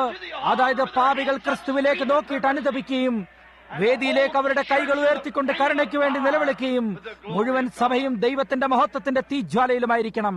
നമ്മുടെ സഭാ സംഘടനകൾ വളരുന്നതിന് വേണ്ടി നമ്മുടെ അവസരത്തിന്റെ ആവേശത്താൽ നാം വലിയ സ്കൂളുകൾ ഉണ്ടാക്കിയിരിക്കുകയും നമ്മുടെ ശുശ്രൂഷകരെ വിദ്യാഭ്യാസം ചെയ്യിപ്പിക്കുകയും ചെയ്തിട്ട് അവരെ ദൈവത്തിൽ നിന്നും അവർ ആദ്യമായിരുന്നപ്പോഴത്തേതിലും കൂടുതൽ ദൂരത്തായി അയച്ചിരിക്കുന്നു. ദൈവം വിദ്യാഭ്യാസത്താൽ അറിയപ്പെടുന്നില്ല, അവൻ വേദശാസ്ത്രത്താൽ അറിയപ്പെടുന്നില്ല, ദൈവം വിശ്വാസത്താൽ അറിയപ്പെടുന്നു. നിങ്ങൾക്ക് ദൈവത്തെ വിശദീകരിക്കാൻ കഴിയുകയില്ല, അവൻ വിശദീകരണത്തിനും അപ്പുറത്താണ്. പെന്തിക്കോസ്തായിട്ട് പെരുമാറിയിരുന്ന നമ്മുടെ പെന്തിക്കോസ്തുകാരായ ജനങ്ങൾക്ക് ഇതെന്താണ് സംഭവിച്ചിരിക്കുന്നതെന്ന് നോക്കുക. നമ്മുടെ സ്ത്രീകൾ മുടി കത്തിരിച്ചു കളയുകയും മോടി പിടിപ്പിക്കുന്ന വസ്തുക്കൾ ധരിക്കുകയും ചെയ്യുന്നു. നമ്മുടെ പുരുഷന്മാർ അതിനെ അനുവദിക്കുന്നു, നമ്മുടെ ശുശ്രൂഷകർ അതിനെ അനുവദിക്കുന്നു. അതിനെക്കുറിച്ച് എന്തെങ്കിലും പറയുവാൻ അവർക്ക് പേടിയാണ്. അവർ അത് ചെയ്യുകയാണെങ്കിൽ സഭ അവരെ പുറത്താക്കി കളയും. ഓ, പ്രസംഗപീഠത്തിൽ നിന്നും തുടങ്ങി അടിത്തറ വരെ നമുക്കൊരു വീട് വെടിപ്പാക്കലിന്റെ ആവശ്യമില്ലെങ്കിൽ ഇതൊരു ലജ്ജാകരമായ കാര്യമാണ്, ഇതൊരു അപമാനമാണ്. അധിക സമയമായിട്ടുള്ള ഒരു വ്യക്തി എന്റെ അടുക്കലെത്തിയിട്ട് പറഞ്ഞു, സഹോദരൻ ബ്രഹാം, ജനങ്ങൾ നിങ്ങളെ സ്നേഹിക്കുന്നു, എന്നാൽ നിങ്ങൾ എല്ലായ്പ്പോഴും അവരെ ആക്രോശിക്കുകയാണ്. അവരെ കത്തിരിച്ച മുടിക്കും അതുപോലെയുള്ള കാര്യങ്ങൾക്കുമായി സ്ത്രീകളെ നിങ്ങൾ ആക്രോശിക്കുന്നു. ഞാൻ പറഞ്ഞു, സ്ത്രീ അങ്ങനെ ചെയ്യുന്നത് അവൾക്ക് അപമാനകരമായ കാര്യമാണെന്ന് തിരുവെഴുത്ത് പറയുന്നു. അവൾ അങ്ങനെ ചെയ്യുമ്പോൾ അവളുടെ ഭർത്താവിനെ അപമാനിക്കുകയാണ്. കൂടാതെ അത് നിങ്ങൾ ദൈവത്തിൽ നിന്നും വിട്ടകന്ന് പോയിരിക്കുന്നു എന്നുള്ളതിന്റെ പൂർണ്ണമായ ഒരു അടയാളമാണ്. ശിംശോന്റെ കഥയെ ഓർക്കുക. മുടി വളർത്തിയിരുന്നത് അവനൊരു വൃതസ്ഥനും അവൻ ലോകത്തെ വിട്ടുകളഞ്ഞ് ദൈവത്തിന്റെ വചനത്തോട് ചേർന്നിരിക്കുന്നതിന്റെ അടയാളവുമായിരുന്നു. അങ്ങനെ നിങ്ങൾ സ്ത്രീകൾ മുടി കത്തിരിച്ചു കളയുമ്പോൾ നിങ്ങൾ വൃതസ്ഥനാണെന്ന അടയാളത്തെ നിഷേധിച്ചു കളയുന്നു. നിങ്ങൾ തിരുവചനത്തിലേക്ക് വരുന്നതിന് പകരം ഹോളിവുഡിലേക്ക് പോയിരിക്കുന്നു. അവർ ക്ഷൗരം ചെയ്യാതിരിക്കട്ടെ എന്ന് തിരുവെടുത്ത് പറയുന്നു. നോക്കൂ, അതൊരു അപമാനമാണ്. ശുശ്രൂഷകർ അതിനെക്കുറിച്ച് യാതൊന്നും പറയുന്നില്ല. നിങ്ങൾ ആ സ്ത്രീകളെ എന്തുകൊണ്ട് ഒറ്റയ്ക്ക് വിട്ടുകൂടാ? അവർ നിങ്ങളെ ഒരു പ്രവാചകനായി പരിഗണിക്കുന്നുവെന്ന് ഈ മനുഷ്യൻ എന്നോട് പറഞ്ഞു. ഞാനൊരു പ്രവാചകനാണെന്ന് ഞാൻ ഒരിക്കലും പറഞ്ഞിട്ടില്ല എന്ന് ഞാൻ പറഞ്ഞു. എന്നാൽ അവർ നിങ്ങളെ എങ്ങനെ പരിഗണിക്കുന്നു? ആത്മീയ വരങ്ങളെ പ്രാപിച്ചിട്ട് എന്തെങ്കിലും ചെയ്യുന്നതിനെ കുറിച്ച് അവരെ പഠിപ്പിക്കുക. നിങ്ങൾക്ക് അവരെ വലിയതും മഹത്തായതുമായ കാര്യങ്ങൾ പഠിപ്പിക്കേണ്ടതായിട്ടുണ്ട് എന്ന് പറഞ്ഞു. അവർക്ക് അവരുടെ ABC തന്നെ അറിയാതെ ഇരിക്കുമ്പോൾ എനിക്ക് എങ്ങനെ അവരെ ആൾജിബ്ര പഠിപ്പിക്കാൻ കഴിയും? അതിനെക്കുറിച്ച് എങ്ങനെ അവർ മാന്യതയോടെ ജീവിക്കും? എങ്ങനെയാണ് നിങ്ങൾ അത് ചെയ്യാൻ പോകുന്നത്? അതെ, ആദ്യത്തെ കാര്യത്തിലേക്ക് പോയിക്കൊള്ളുക. വർഷങ്ങളോളമായിട്ട് ഞാൻ രാജ്യത്തെല്ലായിടത്തും പോകുന്നു. എല്ലായ്പ്പോഴും അത് കൂടുതൽ മോശകരമായി കൊണ്ടിരിക്കുന്നു. എവിടെയോ എന്തോ തെറ്റായിട്ടുണ്ട്. അത് വചനത്തിലല്ല. നമുക്കുണർവിന്റെ തീ എരിഞ്ഞുകൊണ്ടിരിക്കാൻ കഴിയാത്തതിൽ യാതൊരു അത്ഭുതവുമില്ല. നമുക്കൊരു വീട് വൃത്തിയാക്കലിന്റെ സമയം ആവശ്യമായിരിക്കുന്നു. നാം വീണ്ടും തിരികെ വരാതെ ദൈവം അതൊരിക്കലും ചെയ്യുകയില്ല. നമുക്കൊരു വീട് വൃത്തിയാക്കലിന്റെ സമയം ആവശ്യമായിരിക്കുന്നു. പുരുഷന്മാരായ നിങ്ങൾ നിങ്ങളുടെ ഭാര്യയെ നിക്കർ ധരിക്കുന്നതിനും അതുപോലെയുള്ള കാര്യങ്ങൾ ചെയ്യുന്നതിനും അനുവദിക്കുന്നത് അവർ മെത്തഡിസ്റ്റുകാരും ബാപ്റ്റിസ്റ്റുകാരും അല്ല, അത് പെന്തിക്കോസ്തുകാരാണ്. അത് ശരിയാണ്. ഭക്തിയുടെ വേഷം ധരിച്ച ലാവോദിക്ക സഭാ കാലഘട്ടവും ശീതോഷ്ണവാനുമായ ഇത് പെന്തിക്കോസ്ത് എന്ന പേരാൽ വിളിക്കപ്പെടുന്നു. അത്രമാത്രം. പെന്തിക്കോസ്ത് ഒരു പേരല്ല, അത് പരിശുദ്ധാത്മ സ്നാനത്തിന്റെ ഒരു അനുഭവമാകുന്നു. അത് ജനങ്ങളെ വെടിപ്പാക്കുന്നു. നമുക്ക് വലിയ രോഗശാന്തിയുടെ യോഗങ്ങളും കാര്യങ്ങളും ഉണ്ടായിരിക്കാൻ കഴിയാത്തതിൽ യാതൊരു അത്ഭുതവുമില്ല. എവിടെയോ എന്തോ കുഴപ്പം പറ്റിയിരിക്കുന്നു. അത് സാത്താൻ നമ്മെ അവിടെ പുറത്തായി കണ്ടിരിക്കുന്നതാണ്. കൊള്ളാം, നാം അതിനെക്കുറിച്ച് എന്തെങ്കിലും പറഞ്ഞാൽ അവരുടെ അംഗത്വം മാറ്റിക്കളയും. ഓർക്കുക, ക്രിസ്ത്യാനികളെ നിങ്ങൾ ലാളിക്കുന്നില്ല. ക്രിസ്ത്യാനികൾ പരിപരുത്തവരാണ്. അവർ ദൈവപുരുഷന്മാരും സ്ത്രീകളും ആരെന്ത് പറഞ്ഞാലും അത് കാര്യമാക്കാതെ ദൈവത്തിനു വേണ്ടി നിൽക്കുന്നവരാണ്. നിങ്ങൾക്ക് അവരോട് യാചിക്കുകയോ പ്രേരിപ്പിക്കുകയോ മണമടിക്കുകയോ താലോലിക്കുകയോ ചെയ്യേണ്ട ആവശ്യമില്ല. അത് വളത്തടം ചെയ്തതും സങ്കരം ചെയ്യപ്പെട്ടതുമായ ചെടികളാണ്. അതുകൊണ്ട് യാതൊരു പ്രയോജനമില്ല. അവ ഒരിക്കലും യാതൊന്നും ഉൽപ്പാദിപ്പിക്കുന്നില്ല. ഇതുടനെ തന്നെ കൂടുണ്ടാക്കുന്ന സമയമാണെന്നുള്ള കാര്യത്തെ എന്നെ ഓർമ്മിപ്പിക്കുന്നു. ചെറിയ പക്ഷികളും കുരുവികളും അവിടെ വൈക്കോലും മറ്റും കൂട്ടിലേക്ക് എടുത്തുകൊണ്ട് പോകുന്നത് ഇന്ന് ഞാൻ കണ്ടിരുന്നു. അവ കൂടുണ്ടാക്കിയിട്ട് അതിന്റെ മുട്ട വിരിക്കുന്നതിന് അധിക സമയമെടുക്കുകയില്ല. നിങ്ങൾക്കറിയാമോ, ഒരു ചെറിയ പക്ഷിക്ക് കൂട്ടിൽ മുട്ടകൾ ഇട്ടിട്ട് ഈ മുട്ടകളിന്മേൽ ഇരിക്കാനും പിന്നെ സ്വല്പ നേരത്തിനുള്ളിൽ തന്നെ അവയെ അതിന്റെ ചെറിയ കാലുകൾ കൊണ്ട് തിരിച്ചിട്ട് അതിന്മേൽ ഇരിക്കാനും കഴിയും. ഒരു വട്ടം അത് ചൂടായി കഴിഞ്ഞതിന് ശേഷം പിന്നെ അത് തണുത്തു പോകാനിടയായാൽ പിന്നെ അത് വിരിയുകയില്ല. അവൾ പറന്നുപോയിട്ട് വായി നിറച്ച ആഹാരമായി ഉടനെ തന്നെ തിരികെ കൂട്ടിലായിത്തീരുന്നു. നിങ്ങൾക്കറിയാമോ, ഈ തള്ളക്കിളി ഈ മുട്ടകളുടെ മേൽ ഇരുന്നു കൊണ്ട് ഈ 2 മിനിറ്റ് ഇടവിട്ടുകൊണ്ട് അതിനെ തിരിക്കുകയും, കൂടാതെ അത് മാത്രമല്ല, അതിന് ഭക്ഷണമൊന്നും കഴിക്കാതെ ഒരു ബലിയായിട്ട് കൂടുവിട്ടിറങ്ങിപ്പോകാൻ കഴിയാതെ അത്രമാത്രം മോശമായി പോകാൻ കഴിയുന്നു. എന്നാൽ ആ തള്ളക്കിളിക്ക് അതിന്റെ ആൺകിളിയുമായിട്ട് സംബന്ധത്തിലാകാതെ ഈ മുട്ടകൾ വിരിയുകയില്ല. നിങ്ങൾ എത്രമാത്രം അവയെ താലോട്ടിയാലും അത് കാര്യമല്ല, അത് വിരിയുകയില്ല. അത് കൂട്ടിൽ കിടന്ന് തന്നെ അഴുകിപ്പോകും. പെന്തക്കോസ്തുകാർക്ക് അവരുടെ ഇണയായ യേശുക്രിസ്തുവിനെ കെട്ടേണ്ടതായ എപ്പോഴെങ്കിലും ഒരു സമയമുണ്ടെങ്കിൽ അത് ഇതാകുന്നു. കാരണം മറ്റ് യാതൊന്നിലും എത്തിച്ചേരാതെ ഈ കൂട് നിറച്ച് ചീഞ്ഞ മുട്ടകളായിരിക്കുന്നു. വിശ്വാസത്തെ ത്യജിച്ചു കളഞ്ഞിട്ട് ഐക്യസഭാ സമിതിയിലേക്ക് പോവുകയും അതിനെ ഒരു വലിയ മഹത്തായ കാര്യമായി വിളിക്കുകയും പോപ്പിന്റെ അടുക്കൽ ചെന്നിരിക്കുകയും ചെയ്തിട്ട് ഇത് ആത്മീയമാണെന്ന് പറയുന്നു. പെന്തക്കോസ്തുകാരായ ജനങ്ങളെ, എന്താണ് നിങ്ങൾക്ക് ലോകത്തിൽ പറ്റിയിരിക്കുന്ന കുഴപ്പം? ഈ കാര്യങ്ങൾ നടക്കുമെന്ന് തിരുവെഴുത്ത് പറയുന്നതിനെ കുറിച്ച് നിങ്ങൾക്കറിയില്ലേ? കൂടാതെ നാം ആർക്കുന്നു. കാരണം മെത്തഡിസ്റ്റുകാരും ബാപ്റ്റിസ്റ്റുകാരും അതുപോലെയുള്ള മറ്റെല്ലാ കാര്യങ്ങളും അത് കഴിഞ്ഞ് കടന്നു വരുന്നു. ബുദ്ധിയില്ലാത്ത കന്യകമാർ എണ്ണ വാങ്ങാൻ പോയ അതേ നാഴികയിലാണ് മണവാളൻ വന്നിരുന്നതെന്ന് നിങ്ങൾക്ക് മനസ്സിലാക്കാൻ കഴിയുന്നില്ലേ? അവർക്ക് എണ്ണ കിട്ടിയിരുന്നില്ല. ഈ വരുന്ന സമയങ്ങളിലൊന്നിൽ മേഘങ്ങളിലേക്കുള്ള എടുക്കപ്പെടൽ അത്രമാത്രം രഹസ്യമായിട്ട് വന്നിട്ട് അത് സംഭവിക്കുന്നത് നിങ്ങൾ അറിയുക പോലുമില്ല. അത് പോയി കഴിഞ്ഞിരിക്കും. എന്താണ് സംഭവിച്ചതെന്ന് നിങ്ങൾ അതിശയിക്കും. അത് യോഹന്നാൻ ഭൂമിയിലേക്ക് വന്നതുപോലെയാണ്. തിരുവചന പ്രകാരം ഏലിയാവ് മുമ്പേ വരേണ്ടതല്ലോ എന്നവർ ചോദിച്ചു. ഏലിയാവ് വന്നു കഴിഞ്ഞു, നിങ്ങളത് അറിഞ്ഞില്ല എന്നവൻ പറഞ്ഞു. ഏതെങ്കിലും ഒരു ദിവസം ഇതും അതുപോലെ ആയിരിക്കും. അവർ പറയും, മഹാക്ലേശത്തിന്റെ സമയത്തിന് മുമ്പേ ഇത് സംഭവിക്കേണ്ടിയിരുന്നു എന്ന് ഞാൻ വിചാരിച്ചിരുന്നു. മേഘങ്ങളിലേക്കുള്ള എടുക്കപ്പെടൽ സംഭവിക്കാനിരിക്കുന്നു എന്ന് ഞാൻ വിചാരിച്ചു. അപ്പോൾ വചനം തിരികെ പറയും, അത് സംഭവിച്ചു കഴിഞ്ഞിരിക്കുന്നു, നീ അതറിഞ്ഞില്ല. അത് നിങ്ങൾ വിചാരിക്കുന്നതിലും എളുപ്പമാകാനിടയുണ്ട്. ഓ സഭയെ, ഉണരുക. ഞാനത് വിട്ടുകളയുന്നതാണ് നല്ലത്. ഞാൻ ഒരിക്കലും ഉപദേശത്തിനായിട്ടല്ല ഇവിടെ വന്നത്. ഞാൻ ഓർത്തു അത് ഞാൻ നിങ്ങൾക്ക് തരുന്നതിൽ കൂടെ നിങ്ങൾക്ക് അതൊരു വശത്തായിട്ട് എടുക്കാൻ കഴിയുമായിരിക്കുമെന്നാണ്. ഓർക്കുക സഹോദര, സാത്താൻ ഈ വലിയ പരിപാടികളും ഒരു സഭ മറ്റൊന്നിലും കൂടുതൽ മെച്ചമായി ചെയ്യുകയും ഒരു സംഘടനാ സഭ മറ്റൊന്നിനേക്കാൾ കൂടുതലായി മെച്ചമായി ചെയ്യാൻ ശ്രമിക്കുന്നതും പഠിപ്പില്ലായ്മയെല്ലാം നീക്കിക്കളയുന്നതും മനഃശാസ്ത്രത്തിന്റെ ഒരു പരിശോധന അവർക്ക് കൊടുക്കുന്നതും ഒരു മനഃശാസ്ത്രജ്ഞനാൽ ഒരു വ്യക്തി പ്രചാരണ പ്രവർത്തന മേഖലയിലേക്ക് പോകുന്നതിന് മുമ്പുള്ള പരിശോധനയുമെല്ലാം അവൻ കണ്ടിരിക്കുന്നു. പെന്തക്കോസ്താണ് അല്ല, അത് പെർസ്പിറ്റേറിയൻകാരല്ല, അത് പെന്തക്കോസ്തുകാരാണ്. പെന്തക്കോസ്തുകാരുടെ ഒരു വലിയ കൂട്ടർക്ക് ഇതിനു മുമ്പ് മിഷണറിമാർക്ക് അവരെ പ്രവർത്തനത്തിനായി എടുക്കുന്നതിന് മുമ്പ് ഒരു മാനസിക പരിശോധന ആവശ്യമായിരിക്കുന്നു. അങ്ങനെ ഒരു പരിശോധന അവർക്കുണ്ടെങ്കിൽ എന്താണ്? അവർക്കൊരു പരിശോധനയുണ്ട്. അത് ആദ്യ നാളുകളിലെ പെന്തക്കോസ്ത് പരിശോധനയാണ്. അപ്പോൾ മാളിക മുറിയിൽ ഉയരത്തിൽ നിന്നും തീയും ദൈവശക്തിയും കടന്നു വരുന്നതുവരെ അവർ കാത്തിരുന്നതാണ്. അതായിരുന്നു പരിശോധന. അതെന്തെങ്കിലും ഒരു ലോകപരമായ പകുതി മദ്യപിച്ച മനഃശാസ്ത്രജ്ഞൻ അവിടെ നിന്നുകൊണ്ട് മനസ്സൊരു സ്വല്പം ഉത്തേജിപ്പിക്കാനോ മറ്റെന്തിനെങ്കിലുമോ ശ്രമിച്ചിട്ട് നിങ്ങളാകെ കൂടെ യോഗ്യനല്ല എന്ന് പറയുന്നതല്ല. അത്യധികം ആത്മീയമായ ഒരു വ്യക്തി ഭയാശങ്കകളിലാകുന്നുവെന്ന് പരിപൂർണമായും തെളിയിക്കപ്പെട്ടിരിക്കുന്നു. അതിൽ കടക്കുന്നതിനു വേണ്ടി അവൻ ആ അവസ്ഥയിലാകേണ്ടിയിരിക്കുന്നു. അങ്ങനെ നിങ്ങൾ അവിടെ എത്തിയിരിക്കുന്നു. ദൈവം വർഷങ്ങളോളമായിട്ട് ചെയ്യാൻ ശ്രമിക്കുന്നതുമായി കൂട്ടിക്കുഴച്ചിട്ട് അവരുടെ വലിയ പരിപാടികളുമായി തിരികെ വരുന്നു. വളരെയധികം ജനങ്ങൾ ഒരുമിച്ച് കൂടി കാണുമ്പോൾ അവർ ആവേശഭരിതരാകുന്നു. എന്നിട്ട് പറയും, എനിക്ക് അവരെല്ലാം അസംബ്ലീസുകാരാക്കാൻ കഴിയുമെങ്കിൽ, എനിക്ക് അവരെല്ലാം വണ്ണസുകാരാക്കാൻ കഴിയുമെങ്കിൽ, എനിക്ക് അവരെല്ലാം മെത്തഡിസ്റ്റുകാരാക്കാൻ കഴിയുമെങ്കിൽ. മെത്തഡിസ്റ്റുകാർ അവരെല്ലാം മെത്തഡിസ്റ്റുകാരാക്കാൻ ശ്രമിക്കുകയും ബാപ്റ്റിസ്റ്റുകാർ അവരെല്ലാം ബാപ്റ്റിസ്റ്റുകാരാക്കാൻ ശ്രമിക്കുകയും പെന്തക്കോസ്തുകാർ അവരെല്ലാം പെന്തക്കോസ്തുകാരാക്കാൻ ശ്രമിക്കുന്നു. ഓ, നിങ്ങൾക്ക് അതിനെക്കുറിച്ച് യാതൊന്നും ചെയ്യാൻ കഴിയുകയില്ല. ലോകസ്ഥാപനത്തിന് മുമ്പേ ദൈവം അവരെ മുൻനിയോഗിച്ചിരിക്കുന്നു. നമുക്ക് സുവിശേഷം പ്രസംഗിക്കേണ്ടിയിരിക്കുന്നു, അത്രമാത്രം. എന്നാൽ നമ്മുടെ വലിയ പരിപാടികൾ നമ്മെ ആ തീ കൂടാതെ ദൂരത്താക്കിയിരിക്കുന്നു. നാം ദൂരത്തായിട്ട് നാം തന്നെ സ്വയം ഒരു സ്വന്തമായ തീ ഉണ്ടാക്കിയിരിക്കുന്നു. കമ്മ്യൂണിസം, ഇപ്പോൾ നാം അതിനെപ്പറ്റി പേടിച്ചിരിക്കുന്നു. കമ്മ്യൂണിസം കടന്നു വന്നിരിക്കുന്നു. എന്താണ് സംഭവിക്കാൻ പോകുന്നത്? എന്നാൽ നിങ്ങൾക്കറിയാമോ, കമ്മ്യൂണിസം ഒരു വലിയ കാര്യമല്ല. ഞാനിത് നിങ്ങളോട് പറയാനിടയാകട്ടെ, ഞാൻ കമ്മ്യൂണിസത്തെ ഭയപ്പെടുന്നില്ല. എന്നാൽ നിങ്ങൾ പെന്തക്കോസ്തുകാരെ കുറിച്ച് ഞാൻ പേടിക്കുന്നത് എന്താണെന്നാൽ ഈ ഐക്യസഭാ സമിതി നിങ്ങളെ അകപ്പെടുത്താൻ പോകുന്നു എന്നുള്ളതാണ്. അതാണ് കാര്യം. അത് മൃഗത്തിന്റെ മുദ്രയുടെ രൂപമുണ്ടാക്കിയിട്ട് നിങ്ങൾ അതിലേക്ക് പോകാൻ പോവുകയാണ്. കാരണം നിങ്ങൾ ഒരു സംഘടനാ സമുദായമാകുന്നു. നിങ്ങൾ അതിൽ കടന്നിരിക്കണം, അല്ലെങ്കിൽ പുറത്തായിരിക്കണം. അതാണ് കാര്യം. ഏതൊരു നല്ല വിവേകമുള്ള ആത്മീയമായ വ്യക്തിയും അതറിയുന്നു. നമുക്ക് കടലിൽ വെച്ചുള്ള വേറൊരു സാക്ഷ്യത്തിന്റെ യോഗം ആവശ്യമായിരിക്കുന്നു. നാം അതിപ്പോൾ കാണുന്നു. നമ്മുടെ പെന്തക്കോസ്തുകാർ കൊളുത്തും ചരടും വിഴുങ്ങിയിട്ട് മുങ്ങിപ്പോകുന്നു. അതെന്തൊരു മഹത്തായ കാര്യമായിരിക്കും. അതിലായിരിക്കുന്നതിന് വേണ്ടി മെത്തഡിസ്റ്റിനും പ്രസ്ബിറ്റേറിയൻകാർക്കും ലൂഥറൻകാർക്കും ചർച്ച് ഓഫ് ക്രൈസ്റ്റിനും പെന്തക്കോസ്തുകാർക്കും നിങ്ങളുടെ മഹത്തായ അപ്പോസ്തലന്മാരുടെ ഉപദേശത്തെ നിഷേധിക്കേണ്ടതായി വരും. അവർക്ക് അതേ കാര്യം തന്നെ ചെയ്യപ്പെടേണ്ടതായി വരും. നിങ്ങൾക്കതിൽ യാതൊന്നും ചെയ്യാൻ പറ്റുകയില്ല. അതെല്ലാം കൂടി റോമിൽ കൂടെ ഏകീകരിച്ച് കൃത്യമായും അത് തെളിയിച്ചിരിക്കുന്നത് പോലെ തന്നെ ആയിരിക്കുന്നു. തിരുവെഴുത്ത പ്രകാരം പറയുന്നു. ജനങ്ങൾക്ക് ഈ കാര്യങ്ങളെക്കുറിച്ച് മുന്നറിയിപ്പ് കൊടുക്കാതെ ഈ കാര്യങ്ങളെ ഈ അവസ്ഥയിൽ എത്തിക്കാൻ അനുവദിക്കുന്ന പ്രാസംഗികർക്ക് എന്താണ് കുഴപ്പം? ദൈവം അത് അവരോട് ചോദിക്കും. ഈ കുഴപ്പങ്ങളുടെ സമയത്ത് അവരും കുഴപ്പത്തിലായിരിക്കുന്നു. കമ്മ്യൂണിസമല്ല കടന്നു വരുന്നത്, ഇത് ഐക്യസഭാ സമിതിയാണ് ഈ മുഴുവൻ കൂട്ടത്തെയും വിഴുങ്ങിക്കളയാൻ പോകുന്നത്. കൂടാതെ ഓർക്കുക, അത് സംഭവിക്കുമ്പോൾ എന്ന് നിങ്ങൾ പറയുമ്പോൾ അത് വളരെ താമസിച്ചിരിക്കുകയും നിങ്ങൾ മൃഗത്തിന്റെ മുദ്ര എടുത്തു കഴിഞ്ഞിരിക്കുകയും ചെയ്യും. പിന്നെ നിങ്ങൾ അവർക്ക് അവകാശപ്പെടുന്നു. നിങ്ങൾക്ക് അതിൽ നിന്നും എവിടേക്ക് മാറാൻ കഴിയുമെന്നോ അവിടേക്ക് ഇപ്പോൾ മാറുന്നതാണ് നല്ലത്. അതേ ശ്രീമാൻ ദൈവരാജ്യത്തിലേക്ക് മുദ്രയിടപ്പെട്ടിരിക്കുക. ക്രിസ്തുവിന്റെ ദേഹം അഗ്നിയമാണ്. അതിലേക്ക് എടുക്കപ്പെട്ടിട്ട് അതിലേക്ക് പരിശുദ്ധാത്മാവിനാൽ സ്നാനപ്പെട്ടിരിക്കുന്നു.